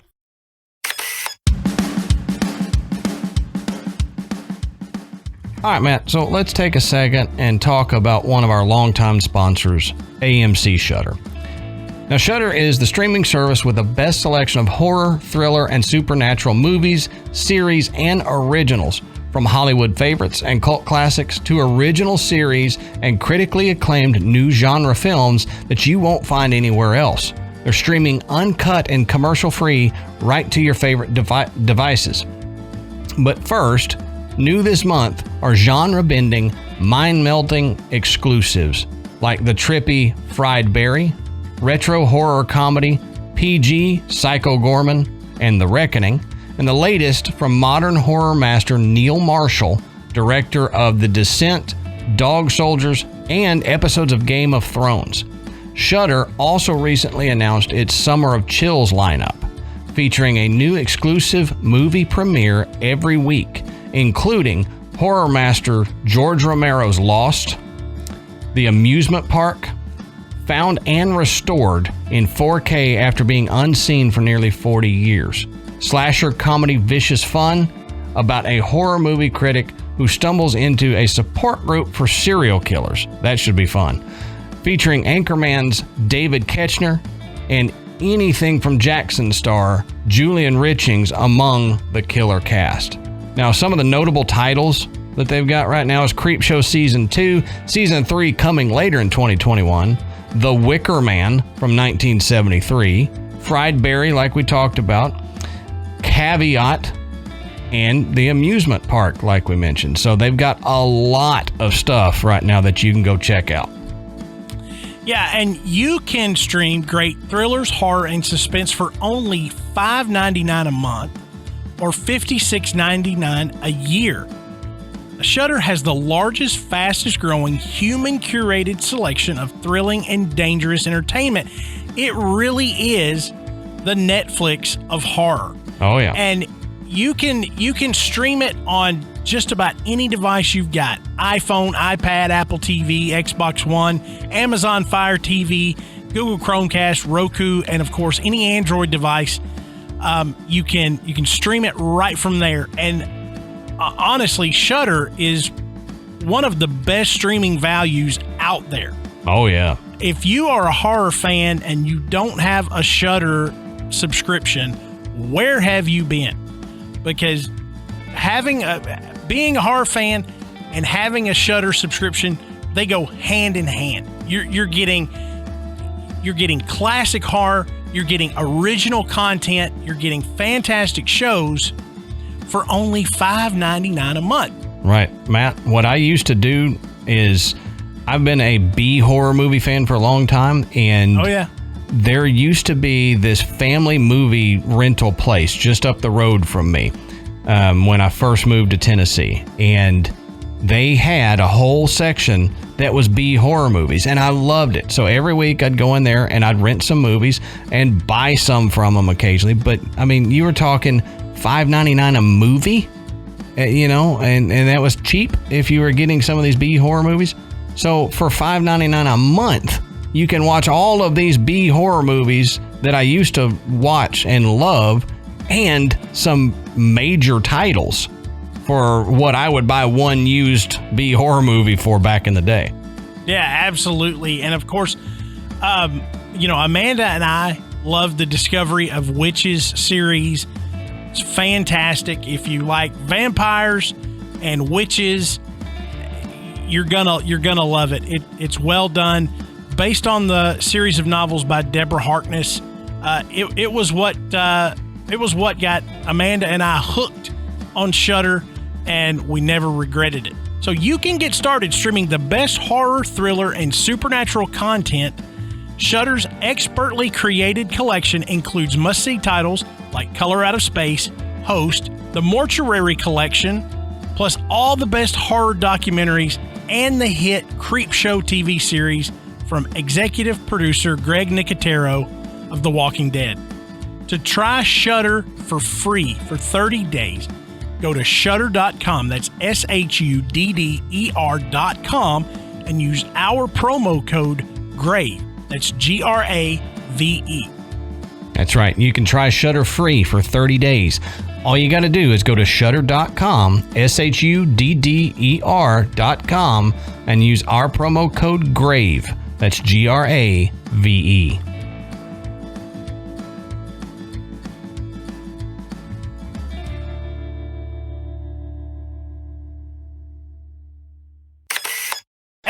But I like that idea, though, Adam, partially because of the way I grew up. My entire family had experiences in our house, and, to this day, my parents still have experiences, but so do I, and so does my sister. And every house I've lived in, there has been something that's happened. It may be subtle. Like, for example, in our house now, you'll smell cigarette smoke, and we don't smoke, and you'll smell it. And we started noticing that shortly after Amanda's grandfather passed away, and he was a heavy smoker. And she says all the time, when you smell that, she goes, I just feel like that's him checking in. It reminds her of him. And it would be one thing if she smelled it and then said something to me, but I had noticed it for a long time, to where I brought it up. I said, do you ever just randomly smell cigarette smoke in the house? He's yelling at his kids thinking they're smoking cigarettes all the time. But my sister lives in East Tennessee, and she has her own business, and the house that has her business in it, it's an older home that was, converted to business property, but there's stuff that happens there. And so it's kind of this idea of it wasn't our house necessarily. It was us. Another family in that house may not have the same experiences that we did. Right. Then some people might say, well, that means y'all are all nuts. But I'm like, well, if you, I have confirmed the things that I have experienced with other people who have also experienced the same thing in different houses. And even my sister has experienced things at her business that other employees have experienced as well. So there might be something to it, whether you want to say, okay, there's, you may have a predisposition to be sensitive to these type of things. You might have whatever it is that tunes you in to be able to see or feel a presence. It's hard to say, but Adam and I know Scott and Forrest, you both have talked to plenty of people that have had these type of experiences, and you're just like, there's something about them. You just, they're unique in a way that you're just like, either you wish you had it so that you could experience more, or you just begin to think, I'm having this conversation with someone that seems totally outlandish, but this person is 100% normal. They seem on the level that you want to believe it. Whether it's, somebody telling you they got abducted by a UFO, somebody telling you they saw a ghost, or that they, drove into a little town that they could never find again. And you just look at them and you go, you're not a whack job. You're a regular person, and you've had some experience that you cannot explain. Well, it's like I believe any experience you tell me that you've had, simply because we know each other so well and all that. But also, you and I have shared a couple paranormal experiences. We went to the Thomas House Hotel on a ghost investigation with the what was their name? The Tennessee Wraith Chasers. That's it. The Tennessee Wraith Chasers. Yeah, we know those guys. Yeah. Yeah. And that was the Thomas House Hotel was the very first episode that we ever did on GraveYard Tales. It was episode 1. Audio quality was crap, and it just, but anyway, we went there as an investigation, and our group had an SLS camera, and there was supposedly the spirit of a little girl named Sarah, I think, that lived there. And she frequented this hallway. So we set up the SLS camera at the end of the hallway and had people stationed along the hallway. And we're asking questions, we're talking, and all of a sudden, a little 4-foot figure pops up on the SLS camera. And it's not any of us. You can see everybody around, then you look in the thing and you see their silhouettes and another little 4-foot silhouette standing in between everybody. So we're like, okay, can you raise your hand? Raise your right hand so we know that that's you. The hand in the screen goes up. So we said, okay, can you do that with your leg? The leg goes up. Well, Matt walked over and sat in a chair across the hallway from this figure. And I remember I said, can you reach out and touch Matt? So Matt puts his hand out, and the hand in the thing reaches out to him. It never made full contact with him, but then there's a shot of his body and then this stick figure reaching toward each other. So if he'd have just told me that, being Matt, I would have believed him, but anybody else, I would have said, okay, come on now. But we experienced it together. I was there. I saw the equipment, I saw it pop up and I saw it when it disappeared, and we couldn't recreate it. And that was probably the coolest SLS experience I've had. So, yeah, Matt has... Was it recorded? I think they recorded it. Did, the Wraith Chasers recorded it, but we don't have that recording, but it is out there somewhere. Yeah. And wow. An interesting aside to that is I had the opportunity to have a one-on-one conversation with the owner of the Thomas House about 4 or 5 months ago. And he's a really interesting guy. His family bought the hotel and turned it into what it is today. He said, I don't get into all this stuff. He said, but we've experienced so much in this hotel. He said, that's why. He said, I have to live here. He said these ghost adventures that come up here, these ghost weekends that they do, he said, it's fantastic because it's kept the hotel going. But he said, I cook the meal and then I go to my room. He said, because I don't really need anything that just decides, these clowns pissed me off. And he's like, they all get to go home and I have to deal with the fallout. Yeah. Oh my God. Yeah. So, I mean, he's really had some interesting experiences up there, with that being his home as well as a hotel. It's 7 hours from me. I can drive to it in a day. Yeah. Yeah. Oh yeah. It's not incredibly far. No. And if you can get in on one of the weekends that they do a ghost hunt, it's worth it because it is not only architecturally cool and old, but we had several experiences that night. There's one of the old owners or somebody that used to live there that passed away. He's known as the Whistler because you'll hear him whistling through the hallways.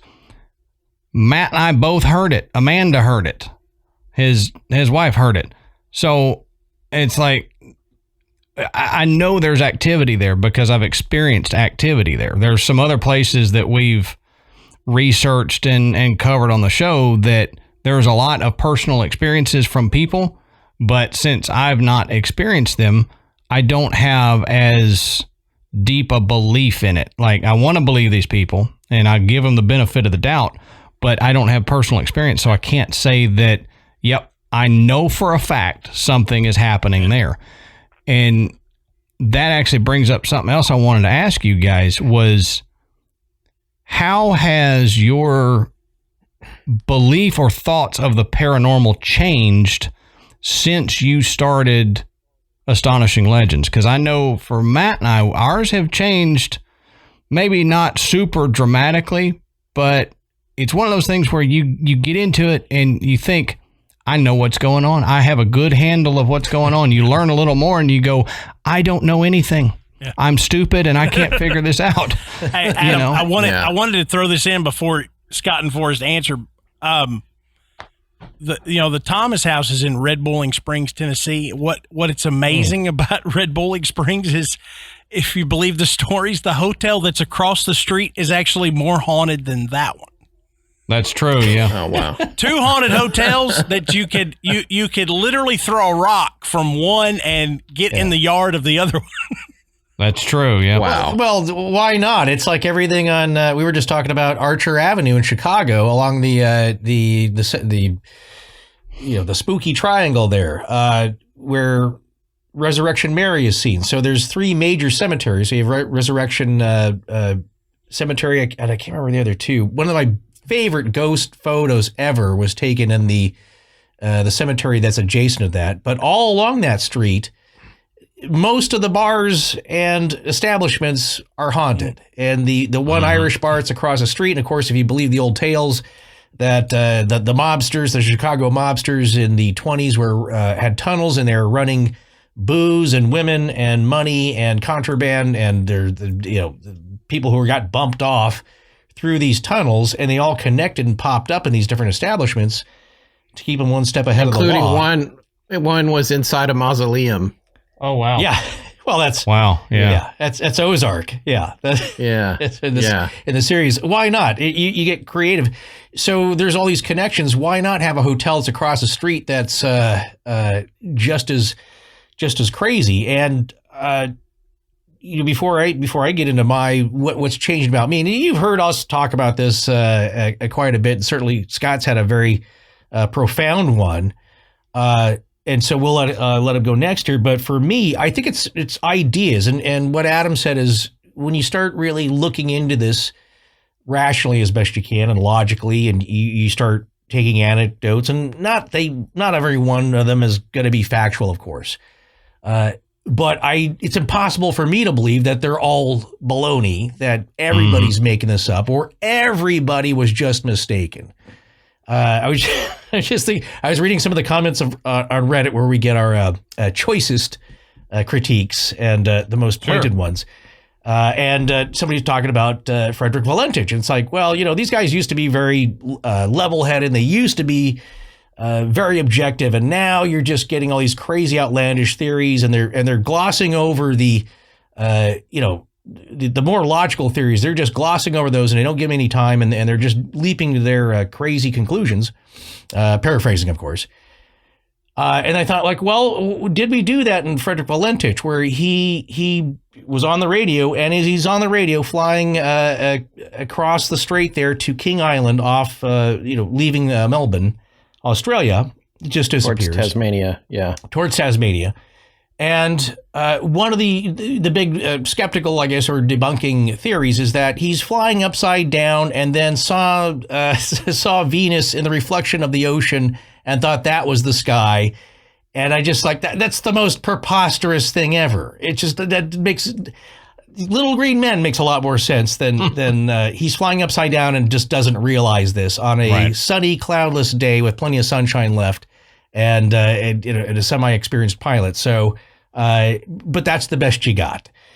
And even in the report, we mentioned the equivalent to the Australian Aviation Authority's report.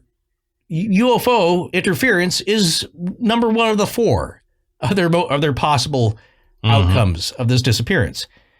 And so we mentioned that. Anyway, what I'm saying is, I think we tend to look more towards anecdotes that we've put together some information from, and maybe make some connections and some logic. And in that regard, I'm getting back to what Matt was saying about interdimensional Bigfoot. I think, when I was a kid, I saw the PGF and the American International Classics family films and the documentaries there. And Yeah, it's got to be some unknown giant human ape-like thing. I mean, it's a very smart ape, but it's just an ape, and he's out in the woods. And there's certainly the Woodland Ape Conservancy, I think, believe that. It's just an unknown species.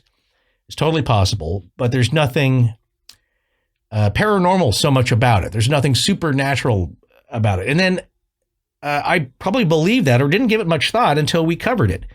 And this is usually what happens. And you know, I thought like, well, the PGF is probably real. I don't know. And then you have to tell people what PGF stands for. Oh, sorry. The Patterson-Gimlin film. Okay. With Roger Patterson and Bob Gimlin, who were the two ranch hands who went out to try and film a Bigfoot, and they got the best piece of evidence ever, I think. Yep. And agreed. So, yeah. So before this happened, I just thought like, okay, well, yeah, it's just, and here's, you know, you get all the same arguments. Like, well, why have they never found a carcass? Why don't they find any Bigfoot scat or hair? It's like, well, hunters will tell you. Bob Gimlin, who's a hunter, will tell you it's rare that you come across a large predator in the woods that hasn't been scavenged and is there for evidence. Mm-hmm. That's rare. So it's not unlikely. But then you start hearing all these reports of people who were bona fide, if you want to call them that, Bigfoot investigators and researchers, and they say, yeah, we were following these Bigfoot tracks in the snow, and they just stopped. And it's fresh snow. It doesn't make any sense. Our tracks were still there from the night before. Where did this thing go? And then you hear it from Bob Gimlin, who, you know, again, it's what you guys talked about. You just salt of the earth guy. No artifice there that we sensed at all. There's no reason for him to do this. People don't make $1 million doing this. Certainly Roger Patterson didn't.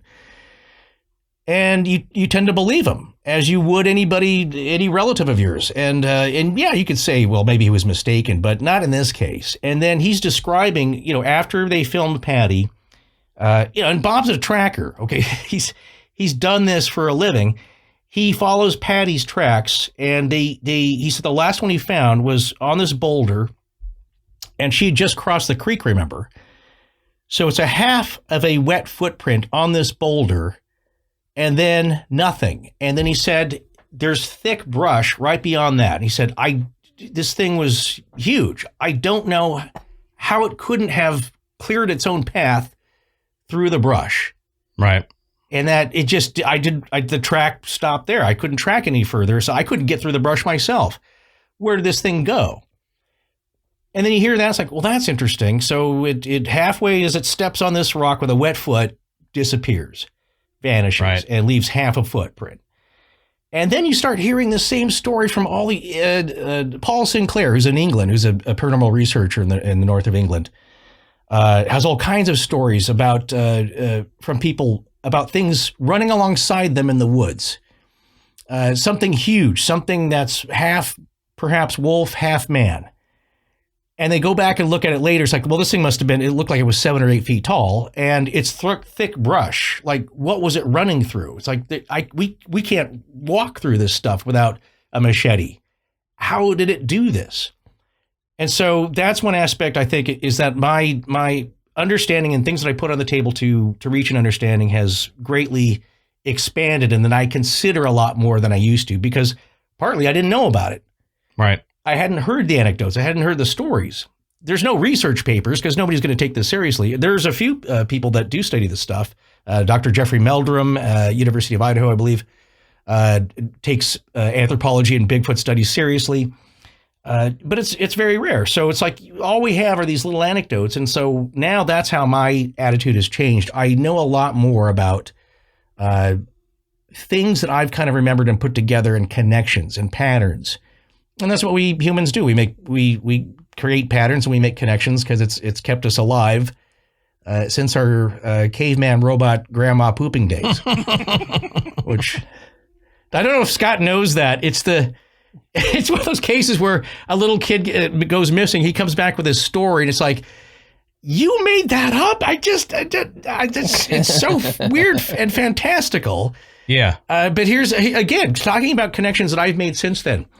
In the little boy's description, and fellas, was this like 1890s maybe when this happened? Yeah, it was like late 1800s, early 1900s. So it was before somebody really should have, like, they had those wind up robot things, but they didn't have the type of robots that we understand now. Right. It's so if you take this little boy's account seriously and accurately, or at least some things are accurate, he goes missing. He comes back. He describes his abduction of sorts, or his stay with these weird creatures, and it was this being that he could tell it was supposed to be his grandmother, but he knew it wasn't. It was something that's like, I'm your grandma. It's like, no, you're not. No. But no, yes, I am. Just pretend I am. And it wants him to poop on this mat. And you're like, that's a weird thing for a small young boy. I'd be embarrassed as a little kid to admit that. Why is he mentioning that? Certainly could be part of his vivid imagination. But is she taking a stool sample? And then he describes, so that's one aspect of it. It's like people seeing their doppelgangers, or other people seeing doppelgangers, or seeing entities or feeling spirits that are supposed to be something they know, but they know it's not. They just feel down in their gut like, this isn't right. I know you're trying to be my past relative, and you want to be that. I can tell that, but you're not. Yeah, it ain't ringing true. That's one strange aspect I have come to learn about. Then the other thing that the boy describes are that in this cave area where he was at were all these machines. I think that he said we're like people, and it's like he's describing robots. Yep. But he didn't have the vocabulary for it. So it's stuff like that where you start to make these connections that I never considered before. Anyway, that's a very long-winded way of me saying that's how my attitudes have changed, and I've started to think more cosmically and metaphysically about these things rather than just nuts and bolts and concrete stuff you can see and touch. Yep, that's basically for me too. That's kind of the way I've changed. Is I at one point in my life thought very cynically about stuff. And now I have a big issue with cynics who they claim to be skeptics, but there's a big difference to me between a cynic and a skeptic. A skeptic is open-minded and willing to believe something if proven to them that, hey, no, this wasn't these rational Occam's razor type things. This was something totally different. A cynic is going to, no matter what you put forward to them, they're going to say, no, you're wrong because it doesn't make sense to me. Right. It can't be that because that doesn't fit our paradigm. So I'm unwilling to accept that as something that happened to you. You saw a seagull flying through the air with its wings tucked down beside it, and it just looked like it was going 60,000 miles an hour because you were drunk and flying this airplane and upside down. And, like it's the low hanging fruit thing. They hit that low hanging fruit and they beat it to death because they're unwilling to believe it. Well, many years ago, it may have been out of fear of the paranormal because I had experiences as a kid that I didn't understand, that made no sense to me, but I wasn't willing to believe that it was paranormal. It was more of, no, I must have just dreamed that or whatever, sleep paralysis that I dealt with even in adulthood with something being in the room. Well, as a kid, I'd brush it off and I would go more of the cynic route. Well, now that I've been researching this for years, even before we started the show, it's kind of morphed into I may not immediately jump to believe you, but because I've had my own experiences and because I have read so many things from so many different people that they believe what they've experienced. And who am I to argue with their personal experience? I wasn't there. I mean, you honestly, like Matt said earlier, you don't seem like a quack. You don't seem like, you were drunk or, altered in some state when this happened. So why am I so immediately going to dismiss what you say? So I have I've loosened up my skepticism to a degree. You know, I think we always need to be skeptical of things so we don't get hoodwinked. But I also think we need to not be as quick to judge somebody as, nope, that's false, you're wrong, just because it doesn't fit into our paradigm of the world. Yeah.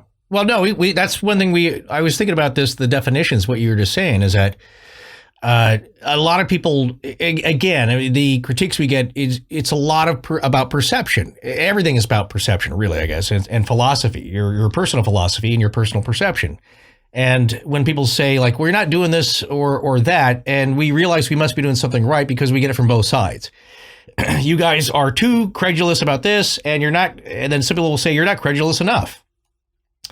And when you look at what we all four of us here do as podcasters, is what skepticism should be, is that you question everything. You question the things you believe and the anecdotes that you believe in, just because you should see who's saying this. What's the provenance of the statement and the person and where this information is coming from, as well as question the things you don't believe. And so that's really the tack that you need to be doing, is you question everything, but you don't throw anything out based on preconceived notions, because yeah, you're right. That's what the cynic or the debunker does, is that we're not even going to consider this because that's ridiculous. So we're going to look at the things we do know, which is a tiny bit of this overall weirdness.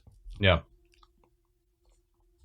But Matt, I was going to ask you, because I've been wanting to know, you're having all these experiences at these different places you were living at, and Adam, of course, will mention this on the show or reference it, that things seem to happen around you. Do you have any idea why?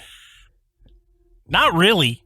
Growing up, one of my close friends, his father is a medium, and he, throughout middle school and high school, we used to do things. I mean, we would have these seances and whatnot, play with a Ouija board,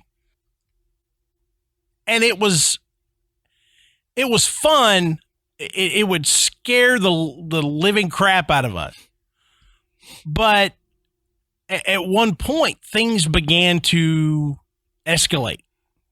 And I can remember us having a Halloween party at my parents' home and being about 17 years old. And Mr. Larkin, he came to me at the end of the night individually. And he said, Matt, he said, you've known me your whole life. You know, I would never do or say anything just to scare you. He said, but with everything that's gone on, he said, if you ever wanted to dig into this deeper, he said, you have this gift. He said, you have the ability to sense these things, and they know it. He said, so I wouldn't be surprised if you experience something tonight. And I did. And it wasn't anything just tremendous. You know, essentially I woke up in the night and my dog was growling at something in the kitchen and would not go into the kitchen. And I couldn't get his attention or anything. And then after a few minutes, he just wandered in there and sniffed around everywhere, but was obviously panicked and was on alert for something, but there was nothing in there.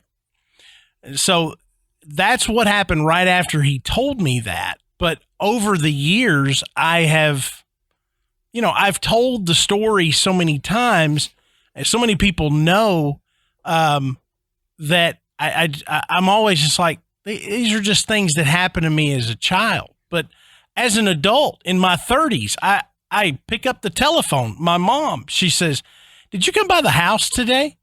And I was like, nope. She's like, are you sure? I was like, I'm pretty sure I would know if I came by your house today.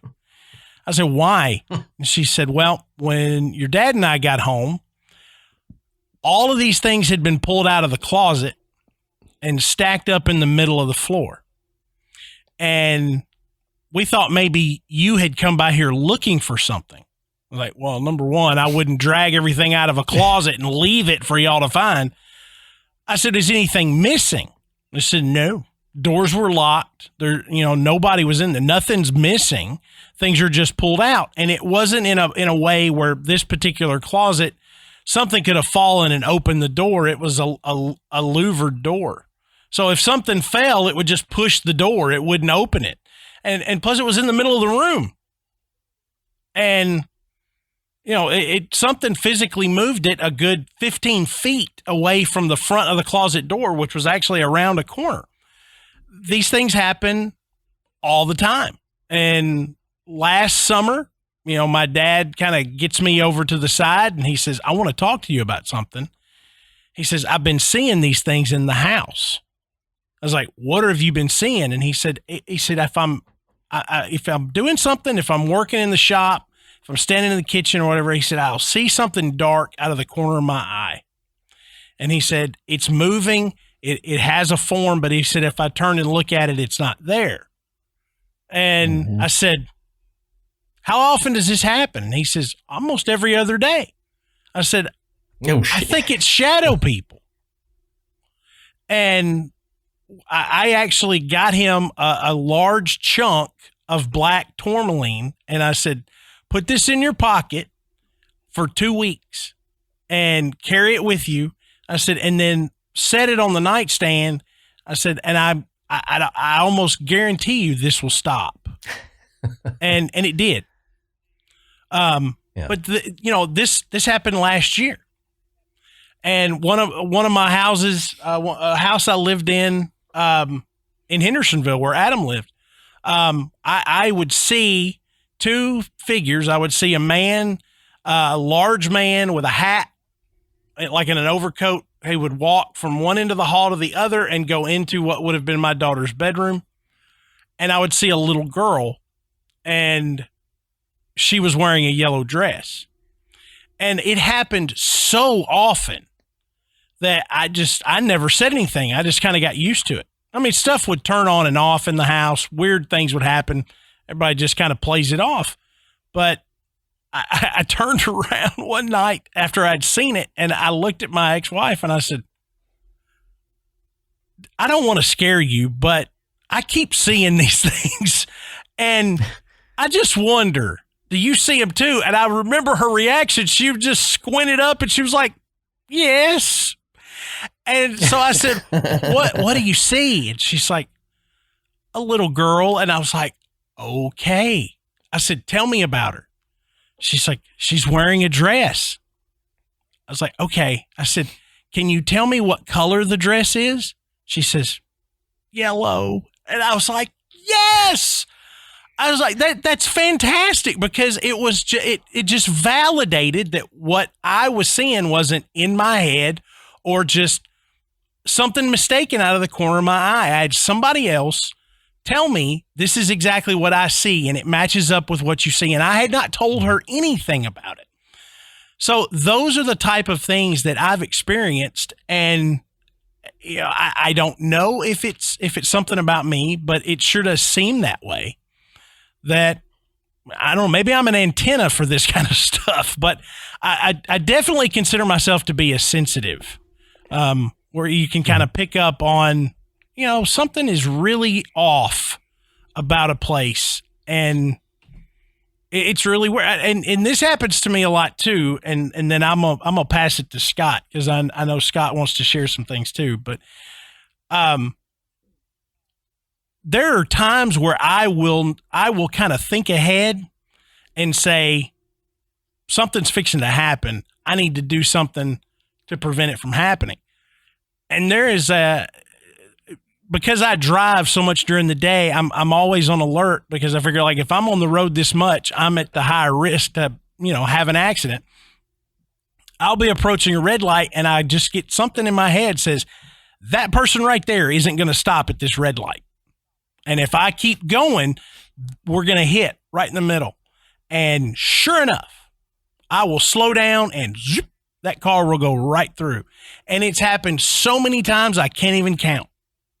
And I just know, I just get a feeling, hey, that I can look at them and tell this is what's, don't go into this intersection yet. And whoop, they go right through. It happened yesterday. Do you think that that's something within you, Matt, or something outside of you that's watching out for you and communicating that, or a combination of the two? I don't know. I've never had any experience where I would say I had any kind of guide. I've never had any kind of direct communication like that. And Adam and I have friends that do, that know their spirit guide by name. It communicates with them. I have never had anything like that happen. Now, I'm not saying that it's not that, but I've never considered myself to have any kind of psychic ability or anything, other than those little premonitions about my own personal safety. I've never had anything else. Everybody gets, the willies from time to time, and, you just get a bad feeling about something. And then if something bad does happen, you're like, ooh, wow, that was, but I mean, I've had dozens of experiences like that and nothing happened at all. But then you get that, I'll get those ones that just say, you better listen to this one. And it's always quick. It's never anything about the future. It's always right now, bam, something's about to happen. And you make just a minor change in what you're doing, and you realize, whoo, that could have been bad. Well, Scott had certainly one of those experiences, and I'll ask him again now. Has that changed since you had it? That moment where you put the brake on the car, the parking brake at a red light, which is not normal for you or usually anybody. But it was, I remember at the time you describing it as feeling something outside of you, saying like, just hold on a second, don't go yet. Yeah. That's exactly what happened. And I sat at the light, and it was the light I went through regularly. And the lead up to this was that I was on the tail end of an entanglement with something really, really powerful and dark from the Sally house in Kansas. Mm-hmm. That I had been to several months earlier. And so I was really up in my head about a lot of things that were happening. But one thing that was happening was that I was at this light, and I put the car in park and put the emergency brake on. And because I was sitting there, and in my head, I was thinking, how far, I'm so far away from this thing right now, but I still feel like it can mess with me. I feel like it could send a car through this intersection into my car. And that's when I had put the brake up, and, it's electronic brakes, not a big deal, but like, one of those ones where you just do like a little button, you lift it up and it comes on electronically. And I had put it in park, and then I realized that the light was green and had been for a few seconds, probably 5 or 10 seconds maybe. And I looked to my left, and this car just flew through the intersection, full speed, not even trying to brake, and even looked at me. The driver looked at me and waved like an apology wave, like he realized it too late. And wow. If I hadn't been having that inner monologue with myself about how crazy I probably think I am, if I had gone when the light had changed, I would have been T-boned at about probably 30, 35 miles an hour by a Prius. And I probably would have been okay because I have a Land Rover, but it would have been a really bad situation. Really bad. And, it's just crazy. It was weird, but that was all. Getting back to your question about belief changes, most people listen to our show know that I went through a significant change after an encounter on an EVP we collected at the Sally house in Kansas. There's a long multi-part series on it, but if you want to just hear the EVP, you can go to our YouTube channel for Astonishing Legends. It's called File 10. It's up there. Although I don't recommend it for everybody. Dude, real quick, that I have listened to hundreds and hundreds of EVPs.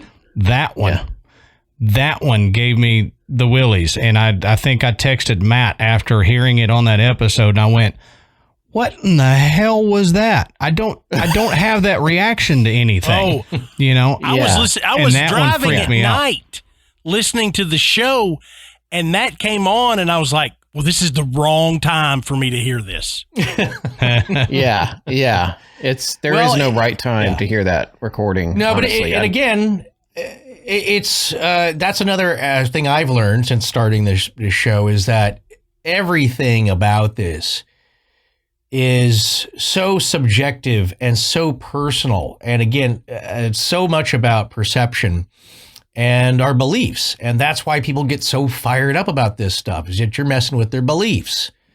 Belief in something, belief against something. And they don't want to hear anything different. And so there was getting back to Reddit, there was and it's funny how I don't think people think we ever read those, but we read a lot of them. And as you know, some of them are not very nice, but in this case, it reminded me again of how much that EVP has run the gamut of experiences for those that listen to it.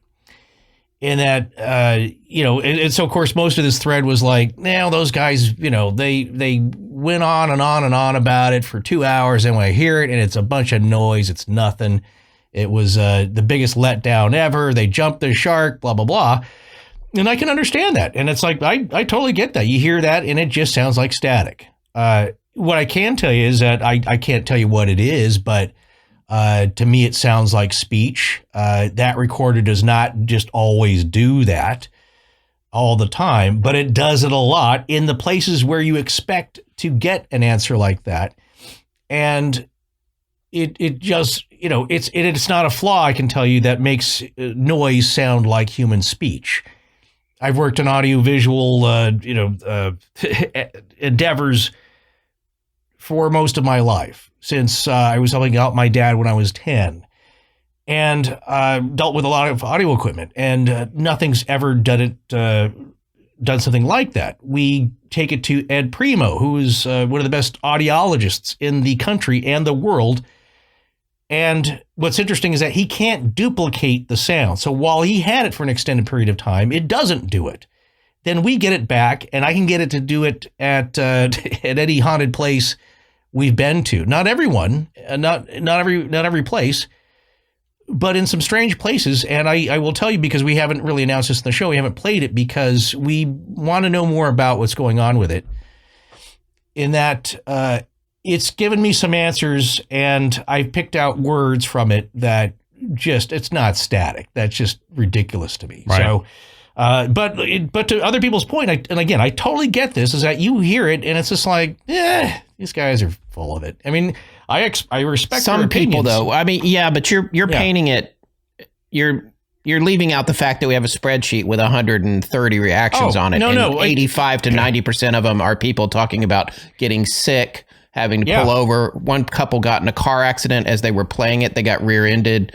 We had so the overwhelming majority of the feedback is from people saying it almost seems like it has metadata in it in a way. Yeah, that was what I termed it as. No, what my point being is that, and these folks who are downplaying this or poo-pooing it, or what they don't realize, because they haven't seen the feedback and we haven't really talked about it, is that most people have gotten a reaction. Some have just been like, ooh, that's creepy. Like, I had to turn that off. Some people break out in tears, break out in a sweat, just have these really strong reactions. And in a variety of ways, some of which we're not at liberty to say how, but in really strange technological ways, this has affected people and equipment. So most people have had a reaction, but like I said, it's not for everybody. You go into a haunted house, it's like somebody could go to the Sally house 1,000 times and nothing ever happens. It just smells musty. And the message isn't for them. They can't feel it. They see nothing. And that's as valid as anybody else's experience. It's just their experience is a big old goose egg. Somebody goes in believing that they're going to see something, and of course they see something. Somebody goes in, doesn't believe in any of that, and has an experience, and it changes them. Or, well, I didn't think anything was going to happen. So, well, frankly, I didn't either. I believed the stories from 10 or from 15, 20 years earlier that had happened, but I figured that was done, said and done, and that it was now just a tourist trap. And that's what I went in thinking. Well, that was probably, like Forrest said, a message meant for you. that was probably meant because of what field you're in, what you do. Yeah. Something there said, look, you're looking into us. We're going to prove ourselves to you. And that's the way that it needed to prove itself to you. But as you guys probably have, and I know Matt has, listened to hundreds and hundreds of EVP clips. And the vast majority of them, you can't tell what they're saying until the ghost hunter goes, oh, he just said, look at his eggs. And you're like, okay, now I hear look at his eggs. I get that, but you don't hear anything. It literally is just noise. But there's the one or two, and that one that you guys got was the most, I guess, intense for me, where, like I said, I got the willies, I got chills. I was at work the day that I heard it, and I actually had to stop and walk away. I was working at a guitar factory, and I had to go walk away and walk underneath the big towers of pallets and wood and just kind of stand there and decompress for a second, because I'm like, if I get on a machine right now, I'm going to cut my damn hand off because I'm just too out of it. So it was weird. And the first time I heard it, I messaged Matt about it, and I said, have you heard it? And he's like, not yet, but I'm listening to it now. And then later on is when he heard it, and it was weird. It was weird. Well, that I will say about that device. There's something. It was funny.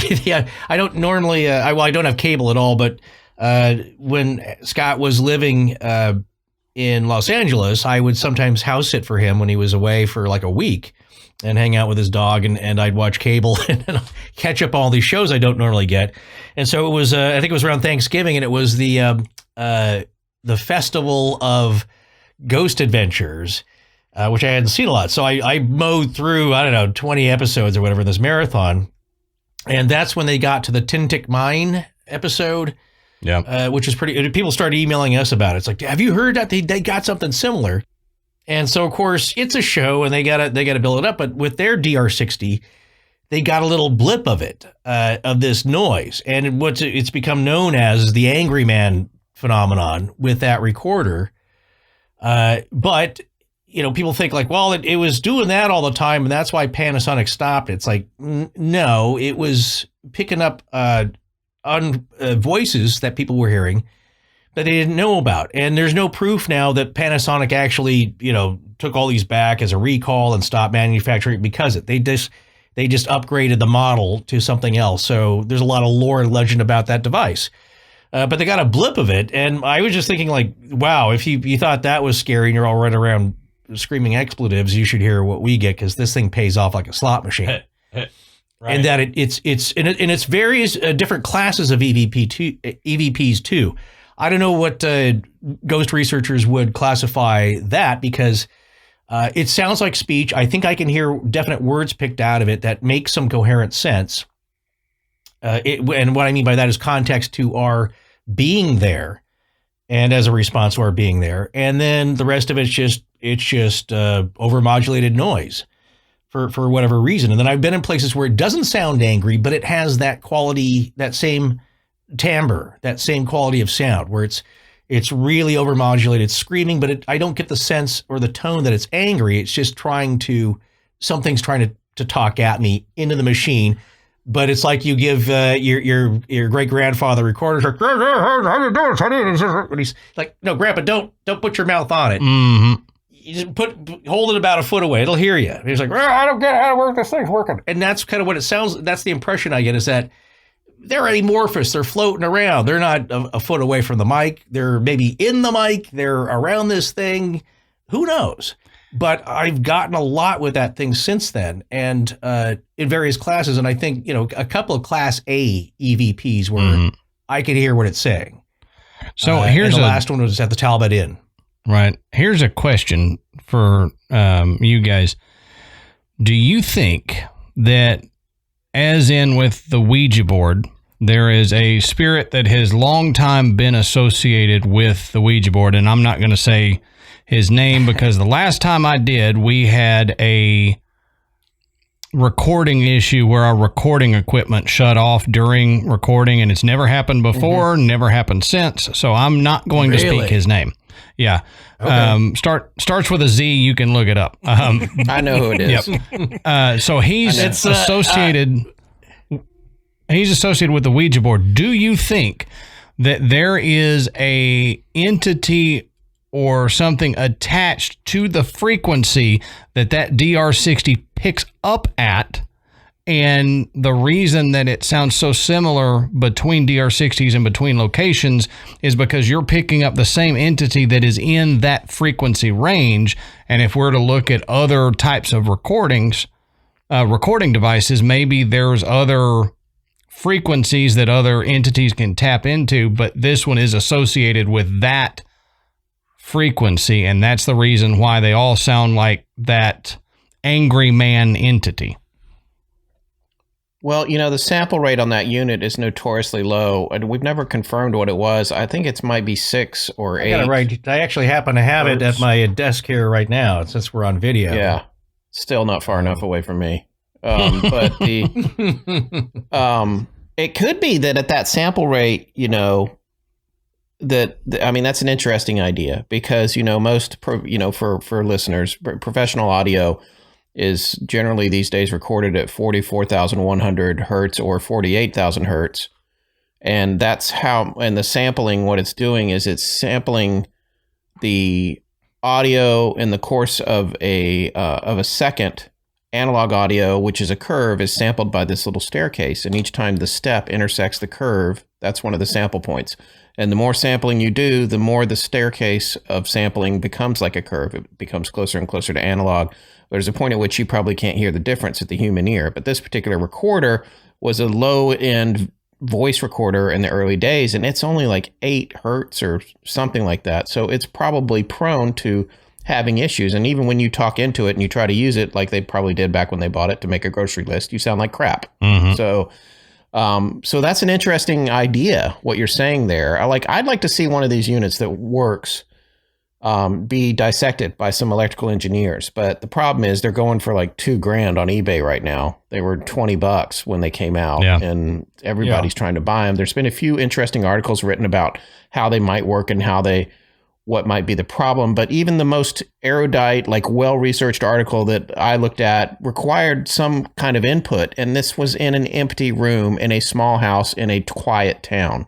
Right. There was no audio of any kind in that room for it to even start to make something out of. We did not give it any Play-Doh it picked up something from nothing. We looked at everything. We talked to ham radio people. We talked to forensic audiologists.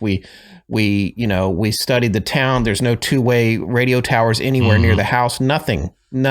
And so when you read these articles, it's taking the sound that's in it. There was no sound in that room. Right. There was nothing in that room. And the door was locked. I mean, closed, not locked. It was closed, and we were all downstairs in another part of the house. So no, and since then, I've one of the biggest ones I got after that experience was at the Talbot Inn, and I twice in 2 successive summers I've been there and gotten something. The first time though, my room, which was in the other the kind of the newer part, which is still an old part of the inn.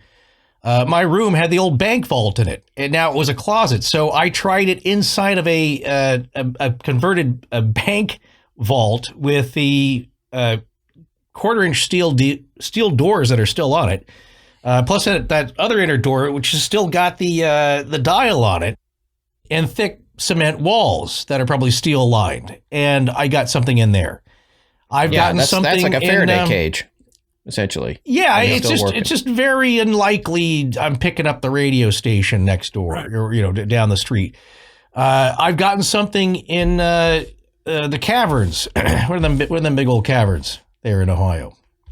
I'm blanking. Mammoth Caves. I was at Mammoth Caves, right, and got something down below. And then people are, people say, well, it's probably the guides down there on the walkies. Like, not when we did that, because we were standing maybe 20 yards and they weren't on the radio. Mm-hmm. And so, but that's the thing. You get people starting to grasp at straws trying to explain this stuff. It's like, well, then it's coming from inside the recorder. The recorder itself just makes that interference, and that's why ghost hunters love it, because the thing pays off and they always get an EVP. Like, okay, granted, that's a possibility.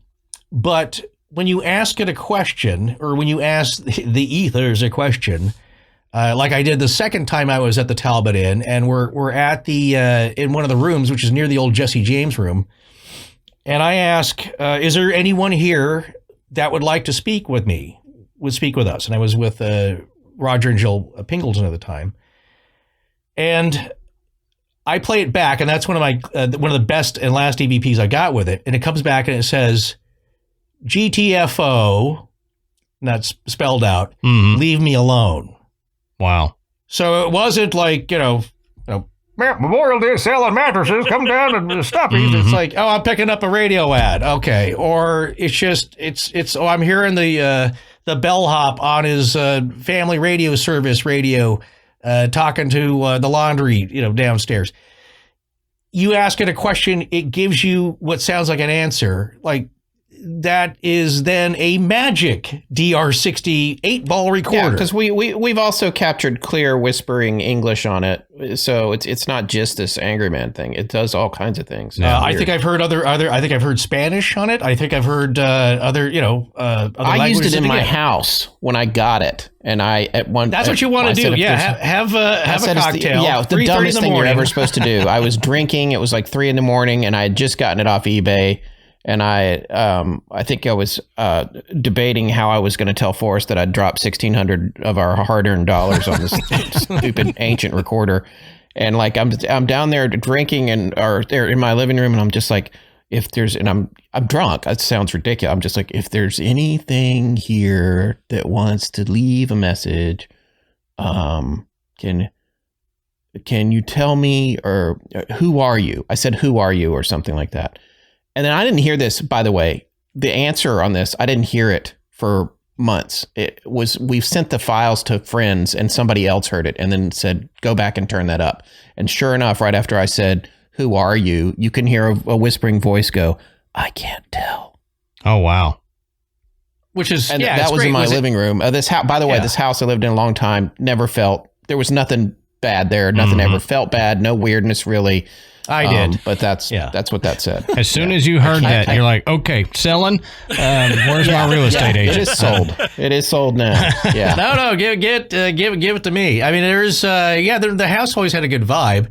I've told about an odd experience I had there just a few episodes ago. Again, I'm going off the little dog Lou, who was sleeping in the bed with me, where she picked it up first. That's just quickly. I think I've told that, where I've heard loud cracks, which is, it's a house settling perhaps. But this sounded like railroad ties being snapped in half, loud, near the ceiling, and coming from the front door to the bedroom where I was staying. And so I'm in the guest bedroom, and it's not 3:33 in the morning, but it is like maybe 2 in the morning. And I maybe was just falling, nodding off after about 15 minutes. And then it stopped. I was like, well, that was loud. And then about a minute later, Lou darts out of the covers, and she'll bark at a parked front end loader. Okay, she'll bark at a fire hydrant if it's just like, I don't like that thing. Mm-hmm. She bolts out of the covers, and she's staring at the door, at the bedroom door that's open, with a little bit of light from the hallway still, like a nightlight kind of thing going on.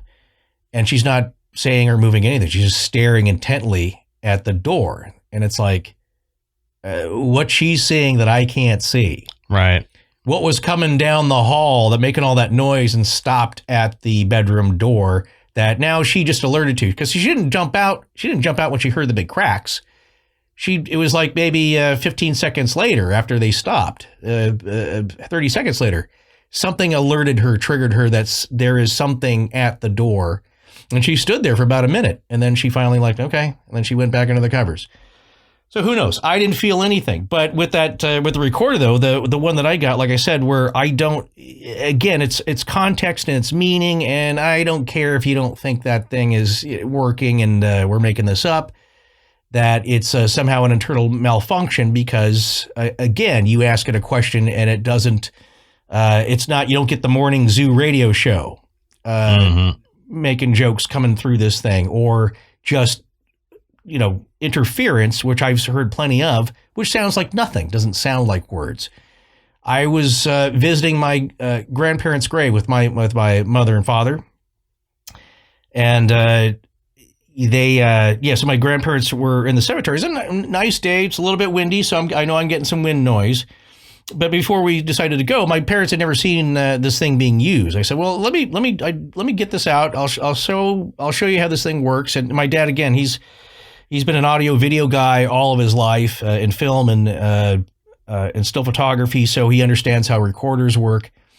Been using them all his life, and so I said, "Well, let me just ask a question here while we're at the gravesite." And I said, "Grandma and Grandpa's been great visiting you. I hope you're doing well wherever you are. If you're still around here, is there anything you want to tell us?"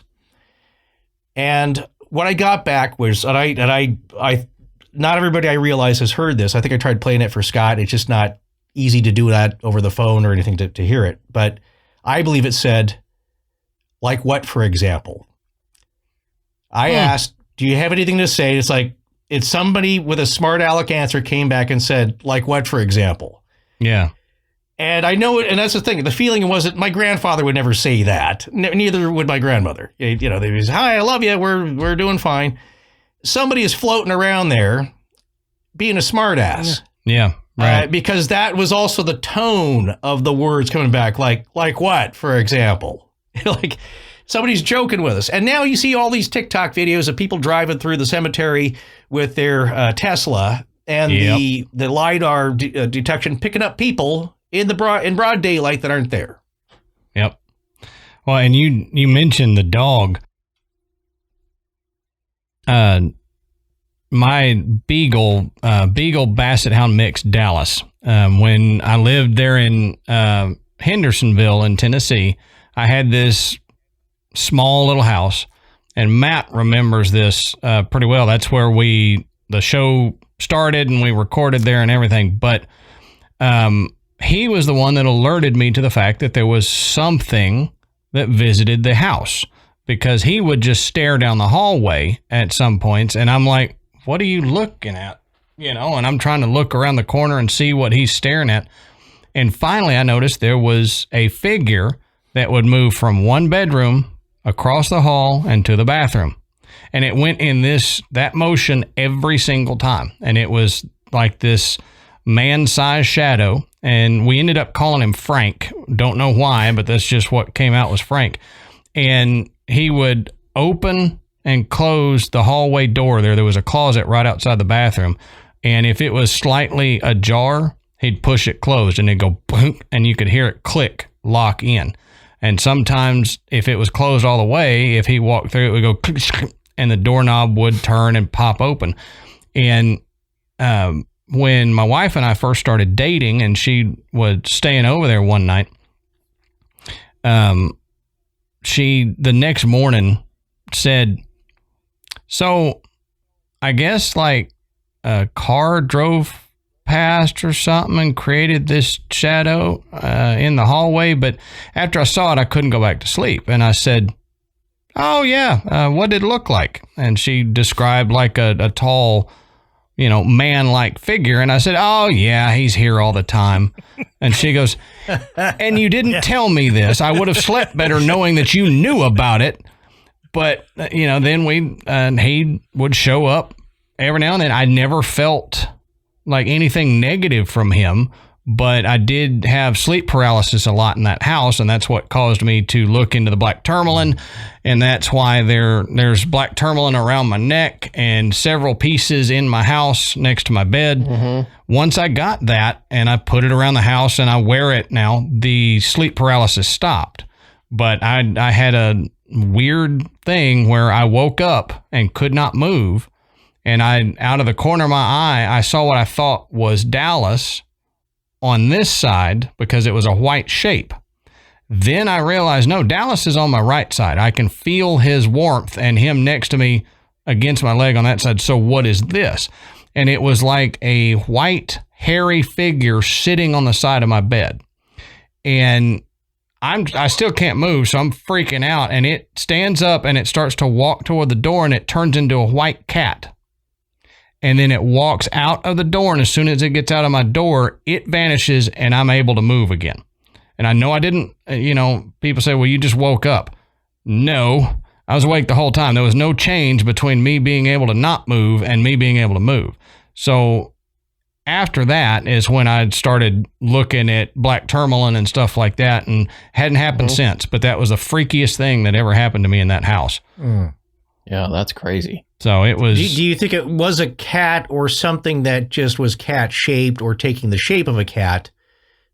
I think it was because it's part of its nature. Yeah, I think it was just taking the shape of a cat. I've tried to look into the symbolism of white cats and stuff like that. I've not made a determination yet, but I feel like it was some sort of, I'm here, but I'm going to, in this way, show you that whatever meaning it wanted me to know by taking the white figure and then turning into a white cat and walking away from me. I feel like there was some meaning to all of that. I just haven't, I haven't pieced together exactly what it is. And I try to always research, well, what's the symbolism of the white cat from this culture and from that culture? And so still working on it, but I don't think it was like a spectral cat. I think it was something taking the form of a cat. But wow, it was wild. Yeah. I don't think so. I don't think Scott and I have ever seen anything spectral. But I what's funny is that sometimes even he and I doing the show as much as we do, there's sometimes you don't think about stuff, or there'll be something that he or I have not mentioned to each other. But Scott, have you ever seen anything odd? And then, and part of that question is, I know that Sally House changed your perspective or opened up or moved your needle, but what are your bigger ideas on how to think about this stuff? Have you become, I guess in a way, have you become more metaphysical? And if you have become more metaphysical in your thinking, do you think that that's opened you up? And have you ever, because of that, have you seen more stuff or anything, or maybe something like what they're talking about that's spectral? No, I haven't.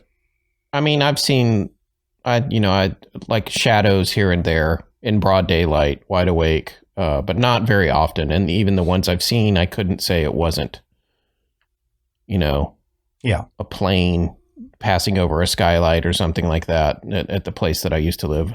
I have not had like any serious nighttime encounters like you guys have had, those are terrifying.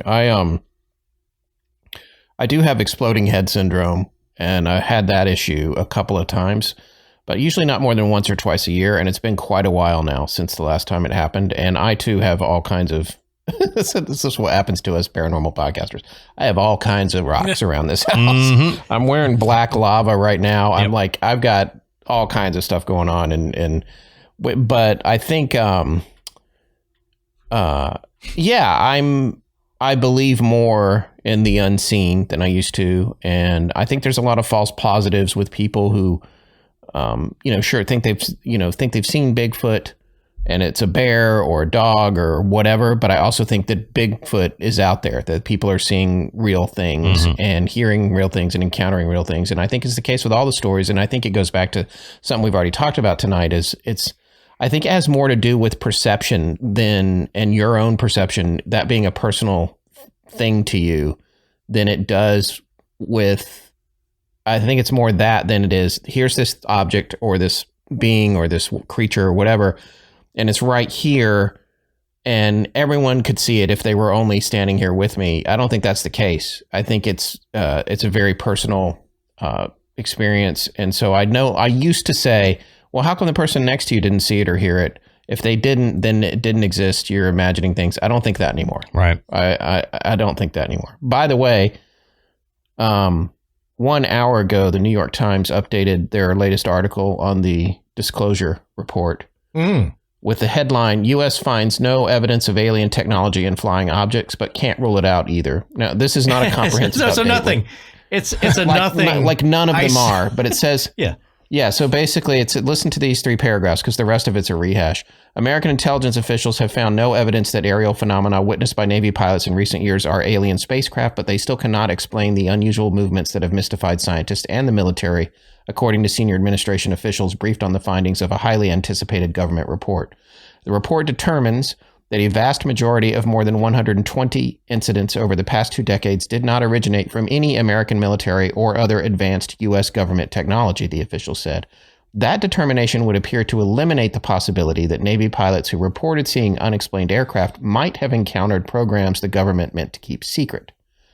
But that is about the only conclusive finding in the classified intelligence report, the official said. And while a forthcoming unclassified version expected to be released to Congress by June 25th will present few other firm conclusions, senior officials briefed on the intelligence conceded that the very ambiguity of the findings meant the government could not definitively rule out theories that the phenomena observed by military pilots might be alien spacecraft. And the rest of the article's a rehash. So I guess that's a lead. That's a leak on it. Yeah. We've learned nothing. So we can't prove it's alien, but we don't know what it is. Well, what is that? Yeah. It's nothing.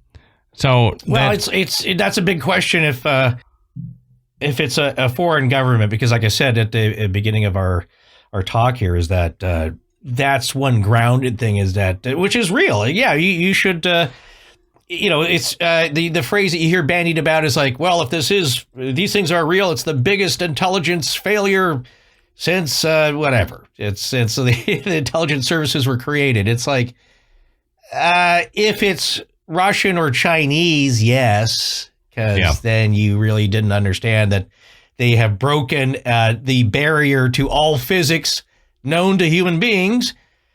But if it's not, what are you going to do about it? There's nothing, there's no, in some sense, there's no worrying about it because it's like, you can't stop them. They've shown, as with Malmstrom, they can shut down an entire missile array just by being there and turn it back on. And that's not even connected to the internet. And there's a reason for that. So they're showing you that we're here, we're watching you. And the message has always been from anybody that's heard them communicate to us. It's like, hey, watch yourselves, check yourselves, because you're not on the best path here, and there may be consequences of your own making, but maybe from us too. And so just paying attention is getting people hard enough to do. But what I also have been saying about this is that as with all paranormal things, it's like the people that that think whatever we presented was blown out of proportion, don't believe in something, not buying this disclosure and will not. There's nothing you can tell them because they'll never understand until they experience it themselves. And then even then, it may not ring any bells for them. It's just, it's such a personal thing that you just got to let them do their thing. It's just, and there's nothing you can present to them.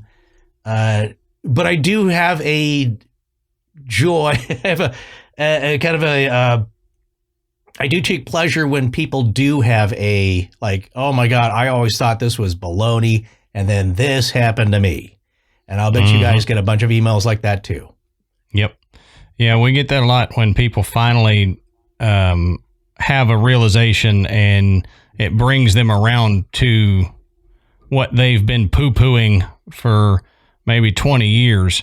And I've gotten to the point where I just smile and I'm like, yep, well, welcome to the club. And it's right. it's an elite club. Be glad you're here, but but gentlemen, I know Matt and I have loved having you guys on tonight. It's been a long time coming, and we really appreciate it. We know our listeners are going to love it. So thank you guys for joining us tonight for this round table of weirdness. Well, thanks so much for having us. Hello to all your listeners. It's a pleasure to be here, a pleasure to have a chance to do this, and hopefully we can do it again. Absolutely. Absolutely. Yeah, maybe even live. Hey, there you go. That's an idea. Maybe so. That's not, again, that's on our big table of possibilities. And the other thing is that, yes, hello to all of our same listeners. Yes. And this is why we got into it or had the idea to do a podcast to begin with, is that, like, it'd be fun to talk to some like-minded folks about stuff we find interesting, and it just runs the gamut of anything. And you hit on all the big points: philosophy, science, technology, spirituality, ghost stories, and legends and fables, and it's all rolled into stuff, one. All that stuff in those books behind you. Yeah. Partially reconstructed Death Star. Yeah, talk about the library at Alexandria, and I wonder what's in the Czechoslovakian the Prague library there behind me, which I hope is that photo, by the way, is in case you brought that up, was by Sean J. Yan, the photographer. So I just quickly borrowed it so you're not seeing a bunch of foam. But if Adam, if you notice that we got your Scott, if you move to your right, we have Adam's raccoon skull on our shelves there. Oh yeah, nice. Yeah, it goes with all the ones behind me up here. Yep, that's it. Yeah, I know. I saw those. Yeah, we appreciate it. But no, it's thank you guys for having us on, and we're glad we finally found a way to have you on that really didn't take a lot of research for any of us. Yeah. Yep, that's right. I think that takes up the most amount of time for all of us. But you guys are brothers, and we hope to be able to get something together soon, because this is why we enjoy this, and it's what we enjoy, and all of us and our listeners, I think, are just one big family. Mm-hmm. That's it. Yep, and we'll do it. Scott Forrest, thank you so much. This has really been a lot of fun, and we appreciate it. All right. Thanks, we'll brother. see you guys soon. All right. Yep. We'll talk to you later.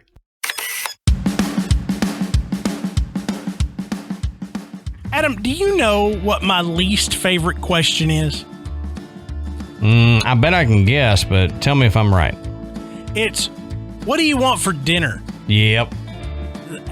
That causes more conflict in my house than any other question. I promise you that. I don't know. Doesn't matter. But it does matter. It always matters. Oh, I want anything except for that, which is what you want. Right. With HelloFresh, you never have to worry about that question, what's for dinner, okay? Because it's sitting on your front porch. Exactly. Ready to go. So what is HelloFresh, you might ask?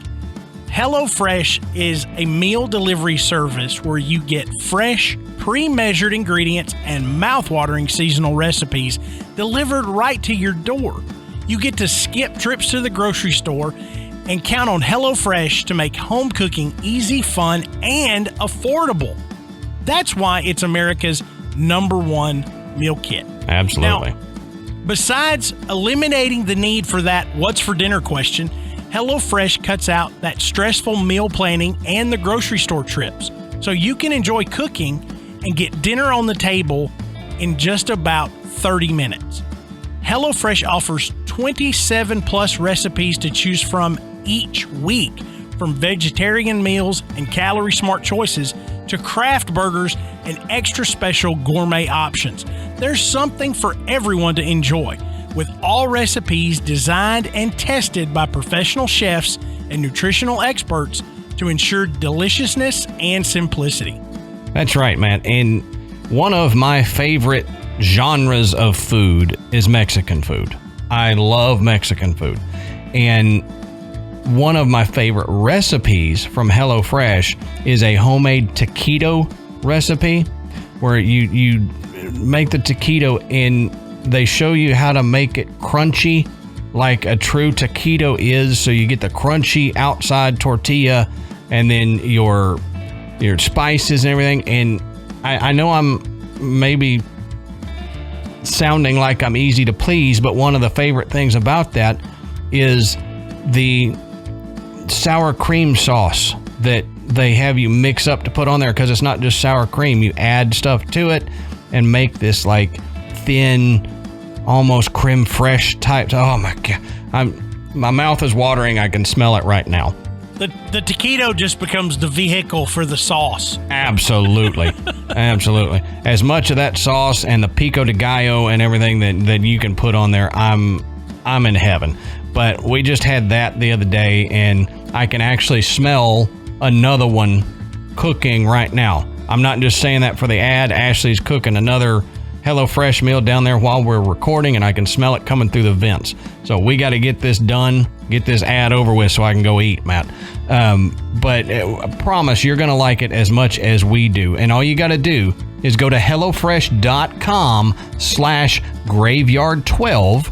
Use our promo code GraveYard12, and you can get 12 free meals, including free shipping. That's right.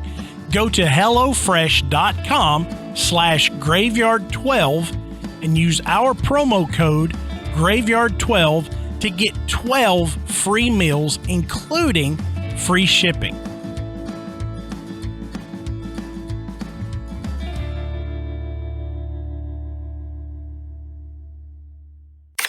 All right. So we hope y'all enjoyed that as much as we did. We want to thank Scott and Forrest again for coming on.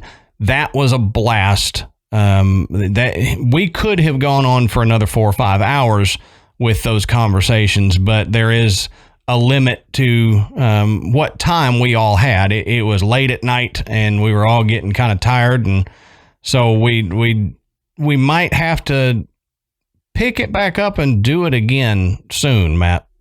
Yeah, absolutely. And it was a lot of fun. Really great to hear from those guys. And again, thanks Scott and Forrest for coming on the show. So this is usually where I say, what do you think?